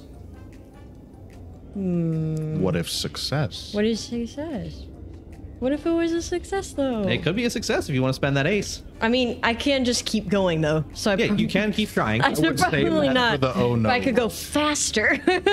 Crit failing is essentially like with thievery, failure, you just don't succeed. Crit failing, you break your thieves' tools. Well, I'll save my power up then. I'll just You keep break your cracking. stethoscope. Yeah. You break your lockpick and you wouldn't be able to listen to the tumblers, blah, blah, blah. But going back around here, spines, magic crackling's getting a bit stronger here. You've got a couple minutes here yet before you need to get into the vault. You can already kind of like walking around here. Approaching the vault would generally be like a, hey, you're going to get some attention from some of these guards. But just like a quick glance at it, you can see that the vault door itself, you can't even get to the door past what is a faint sheen in the air. It's transparent, but when like dust particles hit it, they hit something before they hit the door and are like catching on it before falling down. So you can see it's obviously there is magic in the way here. And just a quick like from a distance, a detect magic or a read aura, you'd very easily be able to tell, yeah, that's got some alarms on it. Tinkering with it will immediately set them off, which is why you're waiting for the mana storm. All right. Still perusing. Are those carts? Yeah, they look like the way that they bring them in and out of the like big loads of goods that need to go in or out that look like they're brought out through that portal at the top, which currently is inactive. Okay. So there's the vault, and then there's the other portal. We Yep. haven't gone through. Yeah, I'm going to head over to the office a little bit, just like with the cars, like whistling. Scrolling your way over there. One of these guards is kind of returned back, just pushing one of those like Home Depot ladders so they can get to the top shelf stuff on wheels, just over towards Marigold, who is still kind of like faintly reaching up to grab some stuff. Yeah, I'm gonna cast Helpful Steps, and I'm just gonna make a ladder out of vines and be like, no, don't worry about that. Take a break. He just kind of, he gets up there like maybe 15 feet away with this thing that he pushed from the other side of the warehouse before you make this. Oh my god. You just see his eyes just glaze over and just turns around and just starts pushing it away. I'm just gonna put this in the next tile. I don't even know what they need this for the High Rollers Lounge, but that's the last time I asked questions, it ended bad. He just trudges off. The defeated, just day-to-day worker. But yeah, you'd be able to get up to these higher shelves. They're large enough that you could stand on these. Like, it's compact with stuff. It'd essentially be difficult terrain. But you could definitely get up here. The shelves are like 20 feet high at the top, and then there's, a 10-foot section and one at the bottom. So they're large enough that it could fit pretty big objects onto. The shelf you're at looks to have a large number of like stacked crates, some of which have supplies for the casino on the lower levels, but sort of mixed into the center. You'd be able to just like pop one open, and what looks like several unmarked bags of some kind of powder. Kind of a bluish purple hue to it. Seems combustible. Go ahead and Got a combustible quality. if you want to find out the physical portions of it, it would be crafting. If you want to know any magical properties it might have, it would be Arcana. I don't know if it's magic explodey first. If I cast magic on this, will I die? Yeah. 10 plus Arcana 17, 27. 27. This is... It's not from Galarian. It is something from the first world that some Fey contact of his must have provided. It is magical in nature. It would work similar to Flayleaf, but for Fey. Which is... Flayleaf... It makes you feel good. Okay. It's definitely combustible enough. It is a fine powder that if you dispersed into the air and lit up, it would make a fireball. Similar to, like grinding wheat or anything of that similar nature. It would very easily ignite, but it would need a source of flame to do so. Okay, I'll take those bags. They're like maybe this big-ish, like a little bit bigger than a size of deck of playing cards each. Just put it in my sleeve then. Stacked. Yeah, you can take probably out of this one crate without it being easily noticed. I would say you'd be able to get 4. 4 bags of the good stuff. And if you want to note down a name for it, just pixie dust. That is the street name for it. Is there faith and trust on a different shelf? I mean, maybe. Are we near the purple lily box? It would be in the pile of crates closest to where Cornell's at. He has intentionally set these guards like away from where it is at so that they won't be nearby to find it, and he can point it out when he's ready. And bring us back over to Vondrak. All right. In our little communicators, I suppose I'd first wonder whether or not the clipboard or desk paperwork indicates any kind of hint as to what is in the vault. Someone would have to get over to analyze that. Bandit wasn't able to dig through anything or find anything that would indicate that on a first go round. I mean, the papers are there, like just the ones on the desk. There's a bunch of bookshelves and like filing cabinets and stuff that you can dig through to find some stuff out. Okay. And everything that's on the shelves right now is basically just unmarked crates. Most of it is unmarked. A lot of the stuff for the casino looks like it has like order forms kind of either like nailed into the side of it or taped on some way. Just a lot of the general stuff, some of which just with the barest knowledge of criminal underworlds, you know that a lot of the crates that are the illegal stuff have forged ones. They look similar, but obviously are like the signature looks different than the person who ordered it, et cetera, et cetera. Okay. Then I guess I want to try just like poking around as we're walking. I'm mostly going to be looking for weapons, explosives. Give me a perception check. Anything that's valuable or heavy.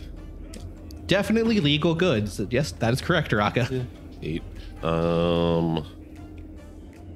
27. Yeah. 27. This is Alkenstar. There is a lot of stuff in here that is based on black powder. Things of, general explosive quality. You'd be able to pretty easily find, like, not loose, but packaged black powder. It hasn't been processed into, like, explosives or anything. But looking around, there's enough loose metal components for, like, construction of things that you could easily kind of quick on the go put together to make what is essentially like a scrap bomb. Okay. I'll take some of that. Black powder is also very explosive, and you just give me a society roll. Ooh. That's 16. 16 total. Alkenstar it's a pretty big city. You don't know any specifics, but you got sent here to do a job, you know about explosives. Alkenstar has one of the 2 biggest cities in Galarian that like process and function with black powder. There are many alchemists in Alkenstar that are trying to make alternatives or more powerful versions of black powder. You've heard one name go around, pyrite, but you don't see any signs of that being here, but you know that it does exist. Okay. Otherwise, as we're walking along too, if we're like along any of the outside walls, I would want to kind of like look at the floor to see if there's any kind of indication of like movement into a wall, like looking for if there was a hidden door. There is a thing on your sheet that I noticed because I wrote down a bunch of the items you guys have. There is something called an earth sight box. Yes. If you wanted to pull that out, it only takes a minute to use, so you could easily just like step away and essentially just you shake this box up and open it, and it will reveal stone structure, only stone, within 60 feet of you. Okay. You can use it once a day, so you could definitely step up to one of these walls, and from the walls, it would give you like to the center of the warehouse. From the center of the warehouse, it would give you maybe 10 to 15 feet out from all of the walls of the warehouse. Okay. I will hold on to that for now. Just a thing I noticed that is essentially exactly what you're trying to do and doesn't require a check. Okay. And then we still have 2 guards next to us right now, or is it just the one? There's one that's kind of like digging around these boxes. The others have sort of been dispersed around. You'd know walking by, there's a fella that's just kind of seated by the vault, but he's not like at attention guarding. He's essentially sitting there like picking his nails, bored out of his mind. Okay. If there's only one like that's really kind of near us and like paying attention, I just want to like, as he's helping us, I want to be like, thanks for the help. The high rollers are going to be kind of they're going to be angry if we don't get this box out there soon. I appreciate the help. Go for a handshake. And I want to try to steal his gun. Sure. I'm going to let you do this as a thievery check for palming an object. Because he's not wielding it, so you don't need to disarm him. Yeah, because I want to do the pickpocket with that. Yeah. So, he's not closely guarding his weapon, so yeah, you could definitely do this. do I want to re-roll that? That's a 22 or 32. All right, a 32. He just kind of like doesn't process your words for a moment before realizing, oh wait, you're also people that work here. You're just working in the High Rollers Lounge, so you're dressed nice. You're not like management coming to be annoying. And he just kind of takes your hand. Just, yeah, I know, man. It's these events. He's throwing them more and more often. It's just getting to be a lot back here. Had a vacation plan and everything outside the city, and I had to cancel because this freaking crap going on tonight. And you easily pocket his weapon. What looks like you grab one and find coming back into your hand and into your sleeve, two. All of these guards in the same holster have two weapons. The first being a multi-pistol, a mace multi-pistol, that large, like club-looking weapon has a trigger like on the side of it that you can squeeze and pull. That is a 1d6 weapon. That is both a gun with a 3-shot capacity, and a bunch of other traits that I can give you if it comes up. Okay. But I can keep track of those because I have them on my sheet. But you have that, and you also have a dragon mouth pistol. What looks like just a wider head on a maybe completely palmable weapon that blasts out from the front of it a shot of, like, it's almost like birdshot. It's very short range AoE from where it is at. Okay. Essentially it's a sawed-off shotgun is the way to think about it. It's a 20-foot range and a scatter of 5 feet. Okay. But he doesn't notice at all as he just got a weight off his hip now, and he just kind of like picks up a bit. Yeah, well, I mean, if you want to take a break, I can bring the box out once things are, done here. Oh, yeah. Give me a chance to get out of the stale air and whatnot. I wouldn't mind a couple minutes not having to deal with the folks out there. Yeah, plenty fine. Whenever we find it, I'll just pop it onto one of the carts and take it on out. Sounds good. And Marigold? I would like to step between two of the shelves and use my hat of disguise to look exactly like the guards that are working here. Easy enough. There's plenty of them. They're not dressed in like uniform, but they're dressed similar enough that it's not difficult to like add some minor changes. So you're not a duplicate that you could run into the same person, but enough that you very much look like one of the fellas that works here. I'm gonna go and take a spot by the vault, also looking bored. And just kind of step up, and the dude just sort of looks over at you for a moment, goes to get up, and just pauses. Wait, is it 9 already? Yep. Give me a deception roll. Give me a deception roll. The quiet. Yep.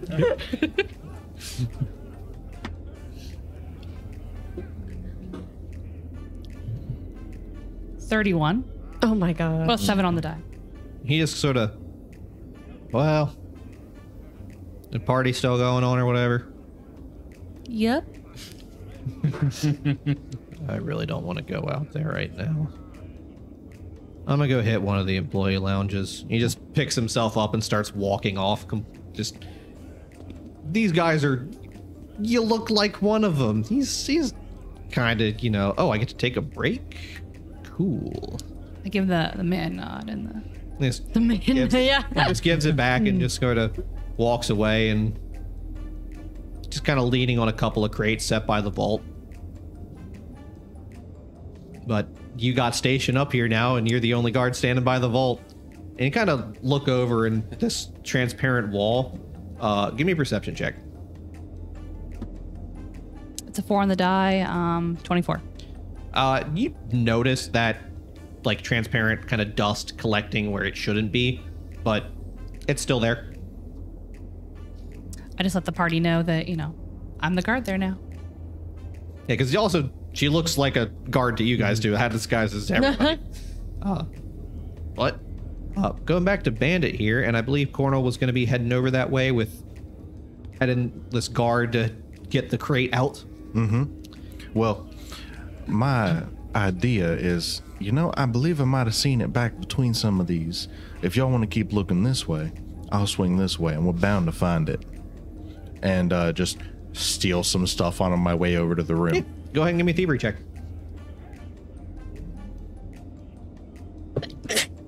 Gesundheit. And I will re-roll that for looking for something nicer. Go through a hero point there. Absolutely. To a 7, which is going to give me a 24. That is exactly the DC you needed. Well, isn't that handy? Roll me a D8. Big bucks. No whammies in. That's going to be a 4. So you stole 100. You need to get to 500. I know. That's exactly what you needed. That would be your goal card, sir. Unfortunately for you all, the God of Chaos has received the Joker card. The Malachite Bless. Or rather, my random decision of a 1 in 5 chance. Da, da, da, da, da, That is a da. Joker. That's a gold Joker, too. I didn't remember which one I grabbed. It was gold and silver.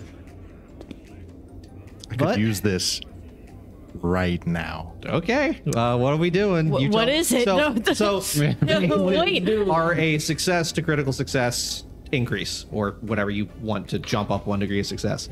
The Joker is different. The Joker is a you tell me what happens. Oh my So god. I will be temporarily, and this is a dangerous thing to do on this show, I know. I am handing Derp the GM reins for 1 description of a thing. Yeah. You want to do this right now? Yeah, I want to do it right. Yeah. What's going on? Tell us. Well, I do believe on Norgorba's lovely day, the police have decided it's a good time to do an inquiry into the casino, getting hints of some of these illicit activities, making our jobs back here so much easier as all the attention's been drawn to the front. You wouldn't be able to really hear because you're in a completely different room and the portal doesn't really transmit a lot of sound. If you're nearby it within like 15 feet, there's a faint sound of the casino that it connects to.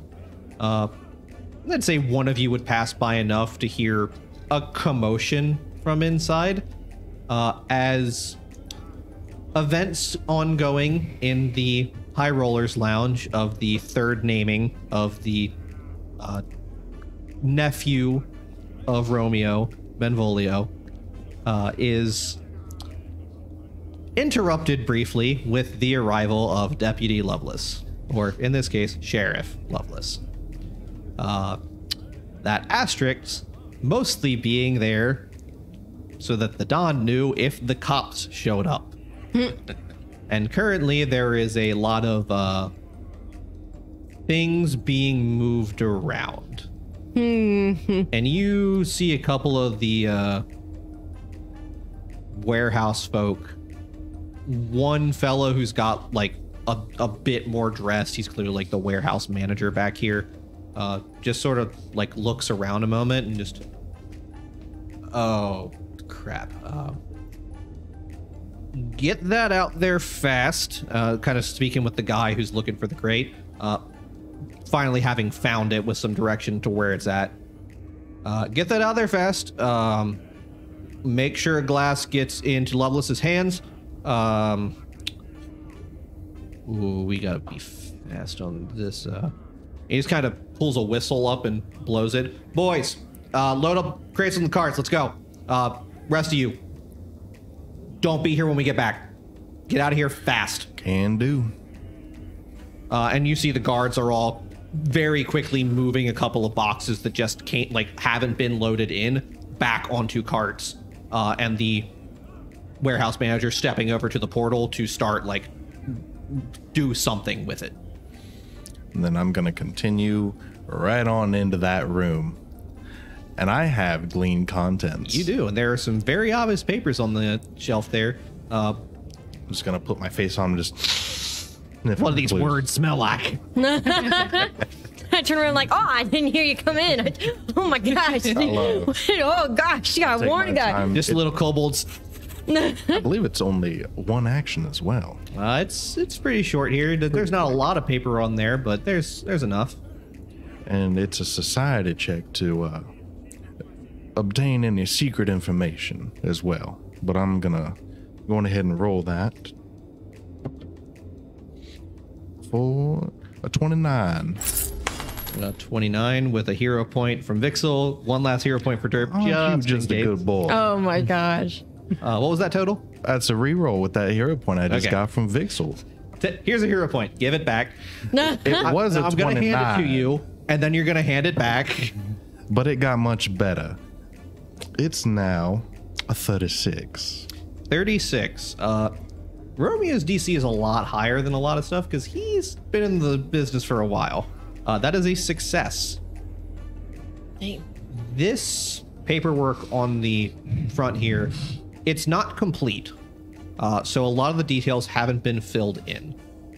But it looks like a contract of sale between himself. Obviously, this would be not like stored in official record. This would be for him to be like, yeah, you bought this from me and I expect payment. The item itself isn't listed by name. It's just 1X gray shawl.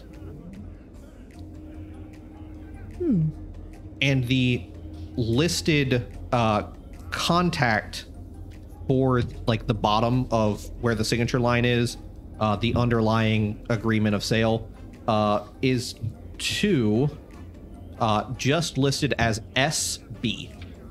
Like the initials SB. Well, we're talking into the earpiece.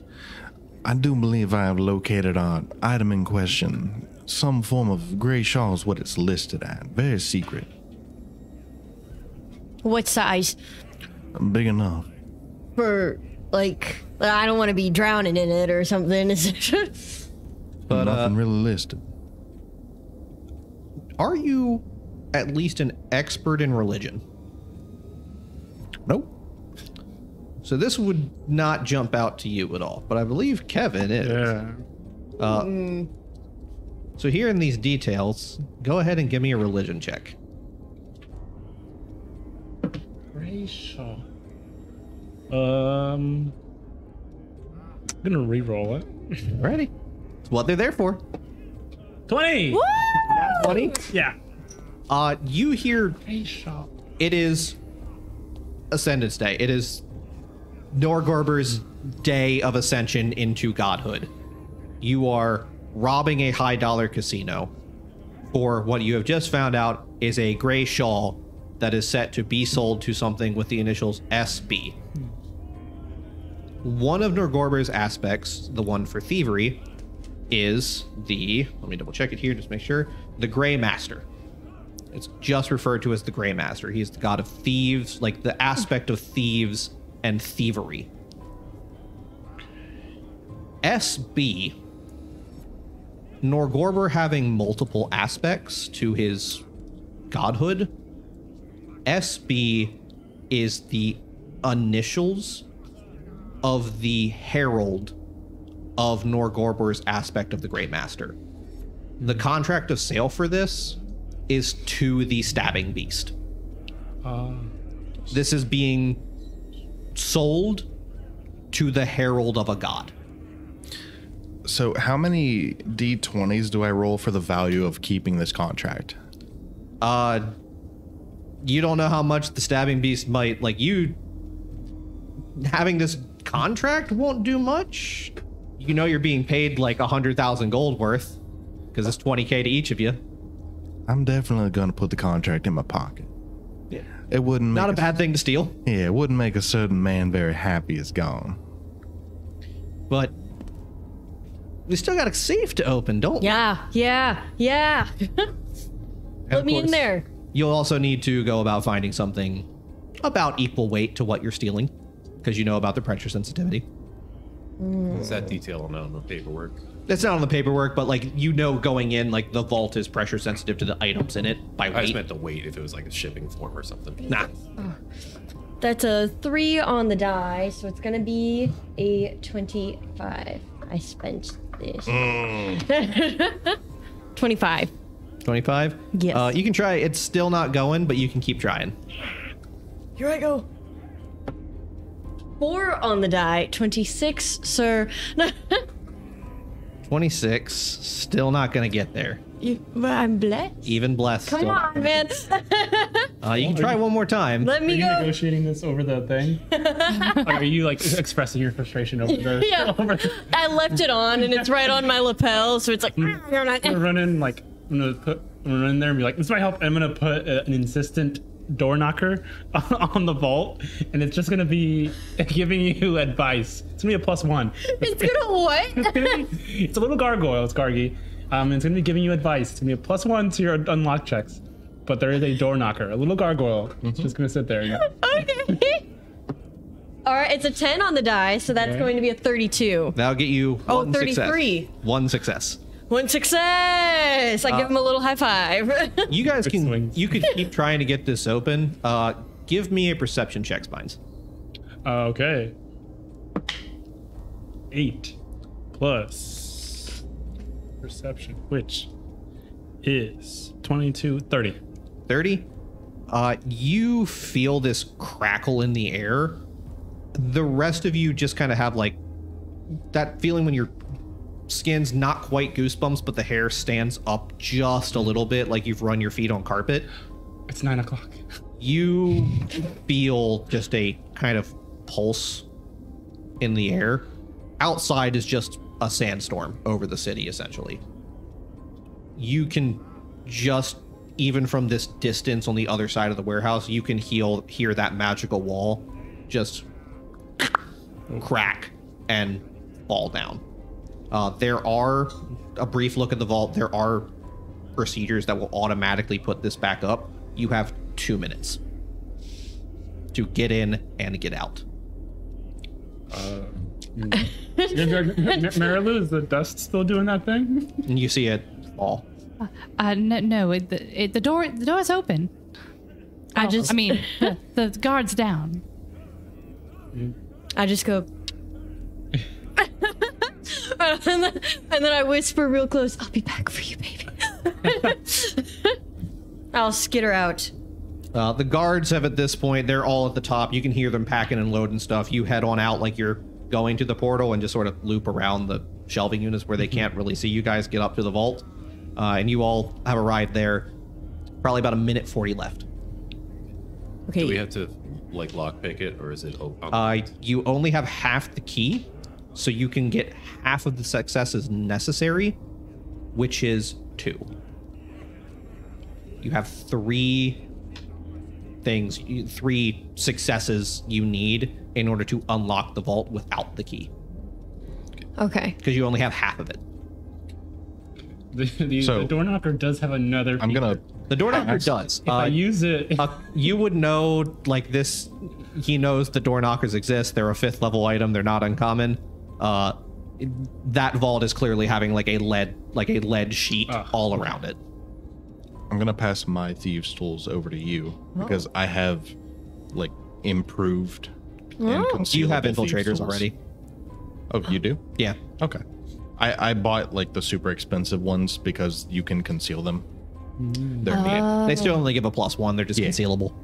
Well then, we're just gonna push you at the door, Okay. and You can aid. everybody's going to aid. Everybody lay hands on you. So this is thievery checks. Everyone can roll. The DC is 20 to aid. We'll have everyone roll, then we'll have bandit roll. Oh, gosh. The DC is 20 to aid. You only hurt if you crit fail. Okay. Oh, help me. succeeded. Help me. Oh. Not 20? Yeah. What's your thievery? well, 21. So Proficiency. Trained expert master. master. Master, so that's going to be a +4. Nice. Did anyone else get better? I succeeded, so. Okay, not so better. it's going to be a +4. We have one nat 20 with a Master in Thievery, so you have a +4 to this check. I got. Wait, so would it be additive or is that just It's the same best. bonus, so it's the highest. Oh, okay. So Oh, okay. I don't okay, think okay. we're beating a +4. All right. +5 with the door. 17 on the die, so plus 22 is going to be 39 plus 4 is going to be 43. 43. Yes. That critically succeeds by 1. Oh, okay. DC is 32. Oh my gosh. Yeah, now look at that. See? You As can you do it. start to pick this, you immediately notice as things are going on, while the magic blocking the door was disrupted, the magic inlaid into the door is not. The door itself has a spell cast on it that is making this more difficult than usual. Do I notice this? You, Hey, there's a spell on the door. with a nat 20 on your aid to thievery, you pass a quick check on the door because you're initially the thought is, oh, magic's not working right. Wait, magic's not working right. Not that it's not working at all. A quick check. This door has the lock spell on it tied to an alarm spell. If you do not get rid of the lock spell before opening the door, an alarm will immediately sound and alert whoever it is tied to alert. Do something about that. Dispel magic. You can try Dispel Magic. what does the necklace do? A thing kind of That eliminated 2 of the checks. Okay. 2 of the 5. Oh, okay. You still wipe the necklace all over the wall. Yeah, you pretty much just like something. find a spot that it locks, like it sets into, like moving it across. It's like a magnet setting into place, and it just kind of like sits there for a moment, Okay. and then you hear a faint click. But you know there's another spot that you would have another one that it lines up with another rune. All right. I'm dispelling it. Give me this will be a spell attack roll versus the DC of the spellcaster who put that spell in place. Okay, it's probably bad wizard. No. Nat 20, are you kidding me? Yes. Oh my I want gosh, you to know the dude. DC of the spell that you just had to overtake. The DC was 34. Jeez. You had to beat a 34 with that spell attack roll in order to succeed at all. So Dispel Magic works by doing 1 spell level higher on a success, 3 spell level higher on a critical success. That was a 5th level lock spell that he put Oh onto my there. gosh. You needed a crit success to be able to get rid of that with the Spell Magic. What alarm are you Jeez. talking about? There ain't nothing You here. just real quick before Bandit can go any further to try this last tumbler to get this door open, just in time before he's going to make this next attempt that would trigger it immediately, get this spell off and hear just a hum that you didn't notice was there before because it'd been there the whole time you were in the warehouse fade. And because you also got a nat 20, lock specifically is countered by the knock spell, which your door knocker can cast. So you did have a way to get past this without needing a nat 20 on Dispel Magic. But, oh boy, is it good that you guys Oh my brought in gosh. a wild card for you, because without some magic, ooh, you'd be in hot water right now. Ooh, buddy. But we got one more check here for Bandit to go make. And Let's roll our age. Help me. everyone's going to aid first. We're pretty much just Come going to take the on. highest roll. Come on, dude. How many? Oh my gosh, you're insane. So I Did you got, roll another? No, 19. I mean, no. yeah. I got a 35, but I don't think it's going to beat the plus I mean, 4. I think you got. I rolled a nat 20. No. Are you serious? Are you a master in thievery? No. What are you? Trained. Trained? So just be a +2. I got Okay. 19 for a total of 39, and I'm a master. That's the +4. Yeah. The DC Yeah. for aiding is only 20. So Heather still succeeded there, or critically succeeded. But you just sort of, where this lock is placed over, you point out where the other one is. And you know that those tumblers have to be tied to those somehow. You could easily, with enough of that black powder, you could easily like pack it into here to get it to a point where you blow the door. But you probably don't want to do that with the cops showing up. That'd be a real quick way to alert them. That's just some of your intrusive that for thoughts the- right now. Yeah. We could just blow this hole. I could explode all this. Okay. If there wasn't a door, it wouldn't be locked. 18 on the die. Plus 4, so 22 plus Plus 22. plus 22 is 44. With the knock spell, knocking it down, that is a critical success plus 4. Come on, gotten it dude. without the Come check. on. So that is your final check there as the vault doors open. If we want to pull up the map here and show off some stuff, because I went a little bit hard on this vault. Whoa. That's the Ark of the Covenant. The whole piano. You'd open baby there is grand? a full piano in here, like a full, like gnome-sized piano that is made of ivory, like solid ivory. Tables with unsorted coins and gemstones that need to be gone through yet and sorted. Large bags of various powders and substances that you probably don't want to go sticking your face into. Maybe you do, I don't know. But you would see a pedestal set over behind that piano with a single silver briefcase set onto it. Well, Yeah. Don't Wait. touch it till we got something good to swap it out with, but Yeah, that's bring our that goal. Give it to me. Once Bring that that is crate of in other our things. Yeah. hands, take everything. That you guys are in the vault.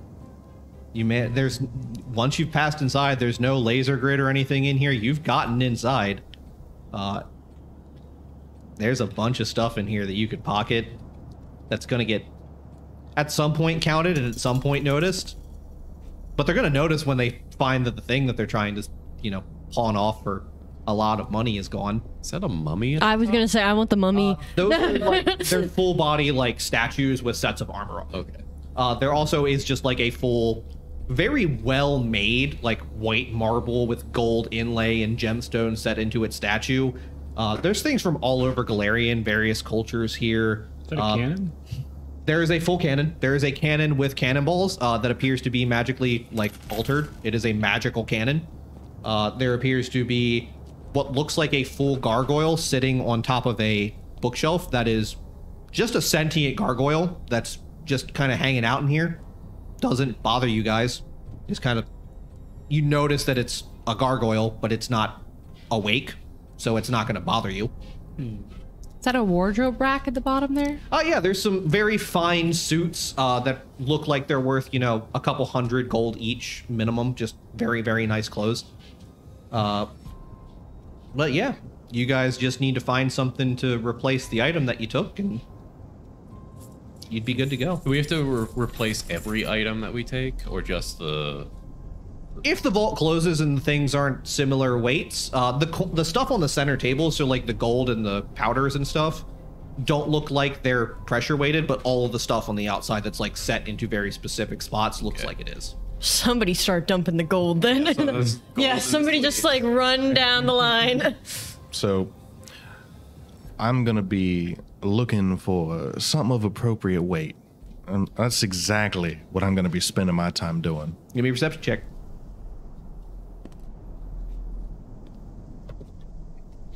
A 30. 30's gonna do it. It's not hard. You have the warehouse to yourself. You're just looking for something that is roughly the same weight as a small briefcase and a bit of cloth inside of it. So if the gold isn't pressure plated, Take it all. can we just move it? Or maybe some of the powders over just kind of transfer? No. Here's what we're gonna do. Swap this out real quick. That's all we care about. And then we're gonna go over to the gods, knock them all out, take that key, and leave through that gate. They're already gone, aren't they? The guards, you would hear one of the carts moving and a portal activating. You don't know if it's going to still be open when you get there. Okay. Well, we have to swap this right now. So I'm gonna hand it to you. You're the most dexterous hands. I hold it close to my chest. I believe in you. It's Okay. the last big step. Okay. This is a thievery roll? Okay. You want to be thievery? Yep. Okay.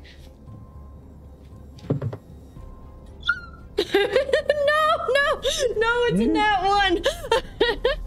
one. Now, I do believe this would be an excellent time for you to use your card. They would make it not a crit failure. Just a right. Just Unless a regular. Just a regular some failure. brave, heroic member of the I can chat use- would like to bless us at this exact moment. I'm Oh my definitely God. not stalling for Oh time. my god. It's Oh my not God. gonna go through. Like, it's not gonna trigger anything. It doesn't trigger immediately. But you quickly realize that, like, the coins are going to distribute their weight differently than this box with a small piece of cloth in it. So you're gonna need to go through and, you know, find a bit more than just coins to do it. Okay. Okay. I have a jar of sand. That might. I got a jar there. I have a jar of sand, and it's as much sand as you need, You or just as little need- sand as you You need. just need the thing in the case. You don't need the case. Yeah, we could just. You just fill the case yeah. with sand. Lots of cloth. I pop and it fill with a little open. bit of sand. I hold it still for you. It's a looks like a simple folded up like gray shawl. As you pour, I'll slowly snake the shawl out. And you pick it up. It's maybe a third of a pound. It's not heavy at all. It's just a like folded up piece of cloth. A Alrighty. handful of sand. As I'm slowly snaking it out. Go ahead and give me a thievery check. Both or You can aid. I made Okay, yeah, please. 18. Oh, thank you. Plus 18. Thank you, sir. 21. It's 39. 39. Alrighty. That's gonna be a crit success. So plus 4. 4. 17 on the die. So that's You- gonna be You're good. so many numbers. You'd be able to get this fine. Going through with the rest of you, there's plenty of gold on the table. You get an easy 2,000 extra gold before you're just like, okay, we've got, let's see here. I'm gonna roll a d6. You've got about 18 seconds before the magic on the door is gonna activate again. Alrighty, back out. Now, close it. And I'm gonna I grab a helmet. I'm the one gonna with the take feather on it. shawl and put it in that secret sleeve. Stuff it on in there. You'd set it in and very easily be able to get out, close the vault back up. Just as the door clicks back, locked into place, you see that wall raise back up, and you got it. Now to check if that portal's still open, or maybe if someone has another way out they want to try. The casino's crawling with cops, and, well, you're not all exactly on the level for, the legal side of things. Well, I'm gonna peek around, see if they're still over there. Or at least if the manager is. No one is left in this warehouse. It is dead silent.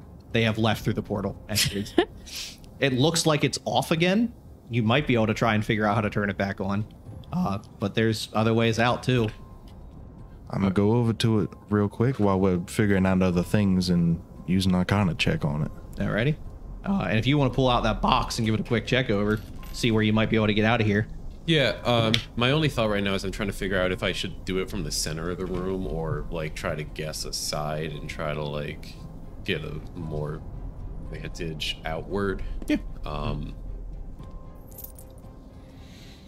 Just gonna walk around pouring my jar of sand and see if like it rolls in a specific direction to see if there's any cracks or hollow spots. So I'm just gonna It's a try, stone. I'm gonna try to aid Yeah, you in a dude. way. Yeah. I'm Well, walking the with my box intervals. doesn't use a check. The box is just you see within 60 feet of you.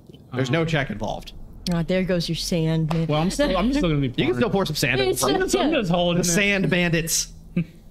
That's our thing. Yeah, I've made a That's whole our desert. calling card. Yeah. The wet bandits, except with sand. But so I guess you said that if I was in the center, then we just get like a 10-foot out of. You'd get like wall 10 size. foot outside of all the walls. So if there's a spot that's like the start of a cave system or an opening, you would get that. Okay.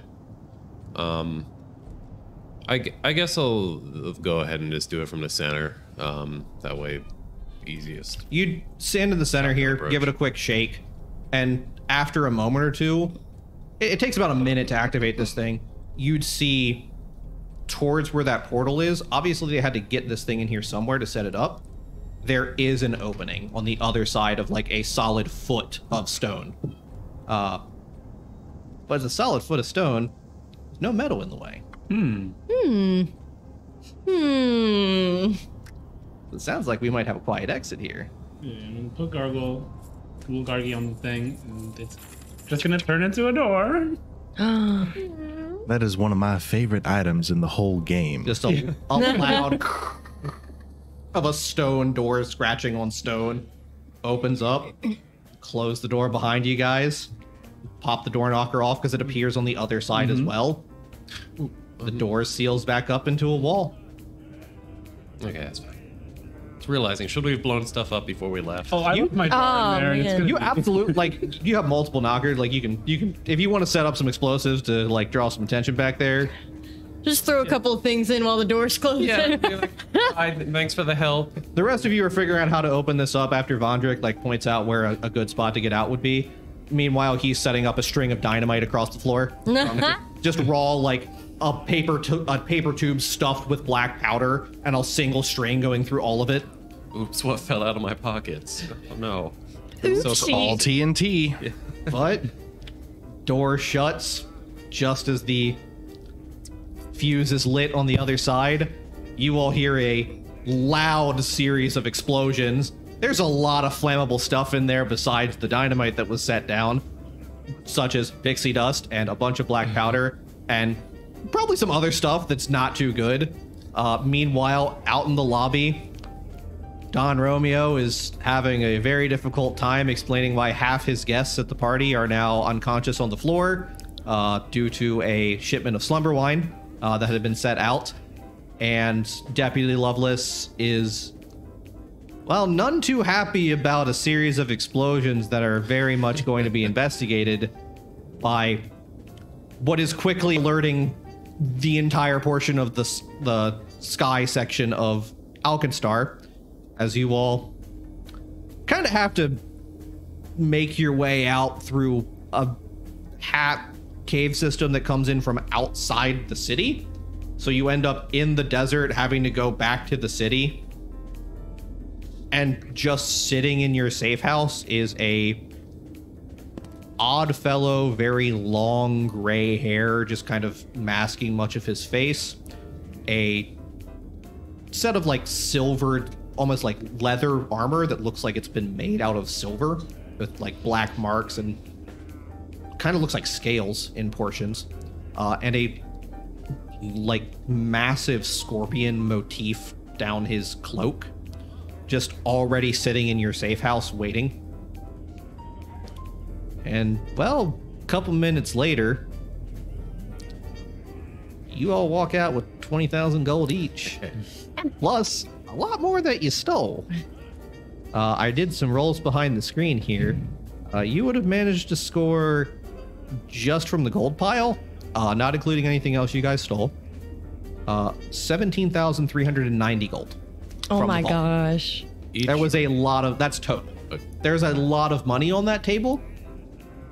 And well, things went well. you didn't have to end up fighting a giant ogre man who, as a note, if you want some behind the scenes here before we leave off for the evening, Little John and Big Jonathan, Little John being the ogre and Big Jonathan being the bat creature riding him, he was a great cyclops who has a free action when he hits you, make it a crit.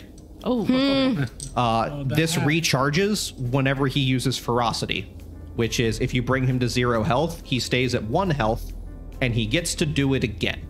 He's also devilishly handsome. He is a beautiful man wearing a giant fedora that has been custom made for him, and little Jonathan or Big Jonathan is wearing some sick shades. Oh, look at him! Big Jonathan. Big Jonathan, you wouldn't have directly fought. Big Jonathan was part of fighting Little John. If you were fighting Big Jonathan, he doesn't have attacks. He has a 30-foot cone of tiny little Tommy gun fire. Wow. That does 10d4 the first round that he does it. He can only do it once a round. The second round it does 5d4, and then he has to reload.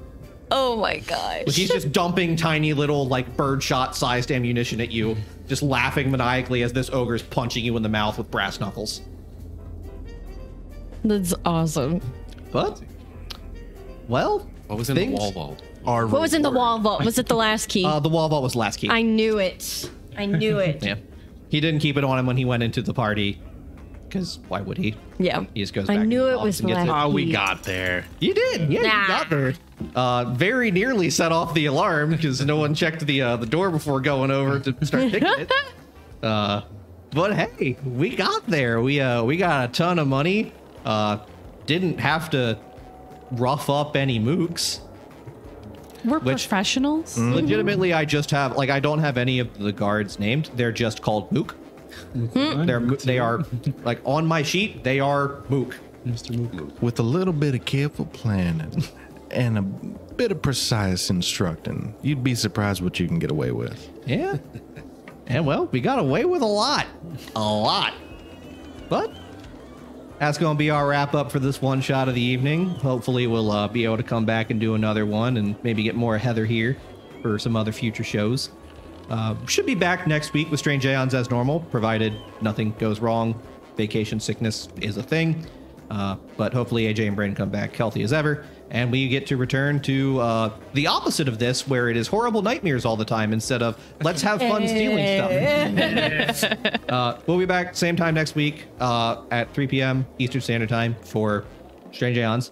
And, well, May 1st at 7 p.m., I believe. Eastern Standard, correct, Sully? Yes, I believe so. Mhm. We will be back May 1st for a new cast of characters who... I don't know if we revealed anyone besides Lisi's letter there who... We've got 2 character reveals out there, so you can got find character those on reveals. our I don't socials. know if we have player reveals for No, those yet. no I'm player gonna be- reveals. I'm going to be on that, and people can find out who's playing in that game. If when you we listen get there. very closely. Also, I just have to give a quick shout out to Bryn for giving us Spines' hat. Yeah. Some of you may recognize this. That is Buddy's hat from Age of Ashes. Thank you. So, Thank you kindly. it looks great. It looks great on you. You're making a word. I especially love the added bolo tie. We were going to try and get one for Derp also, but didn't manage to in time. I'm happy with this. Yeah. I couldn't handle being flanked like that, so I really... yeah. There was a brief moment where I was just like, I really want you to say something that's just like slightly enough for them to rip off that choker. Because we didn't get to experience the reasoning. The reason that a kobold sounds so eloquent and gentlemanly is a choker of elocution. Because if you take it off him, he's a little gremlin. Yeah. And I would have had to talk like this for the rest of the show. You got it back. You could have put it back on. He's way short. There's no way he's getting it back. all the way up here. You can't reach it. And they're just and stop. But yeah. Well, hope everyone enjoyed. Hope you all had fun with this little one shot. And well, enjoy your candy when we get there. Yeah. We're gonna wrap things up and head on out. And hope you all have a good day. Bye. Greetings, Mother Dearest. Due to some rather unfortunate extenuating circumstances, our return may be somewhat delayed. Don't forget to water the petunias. Love, Litzy.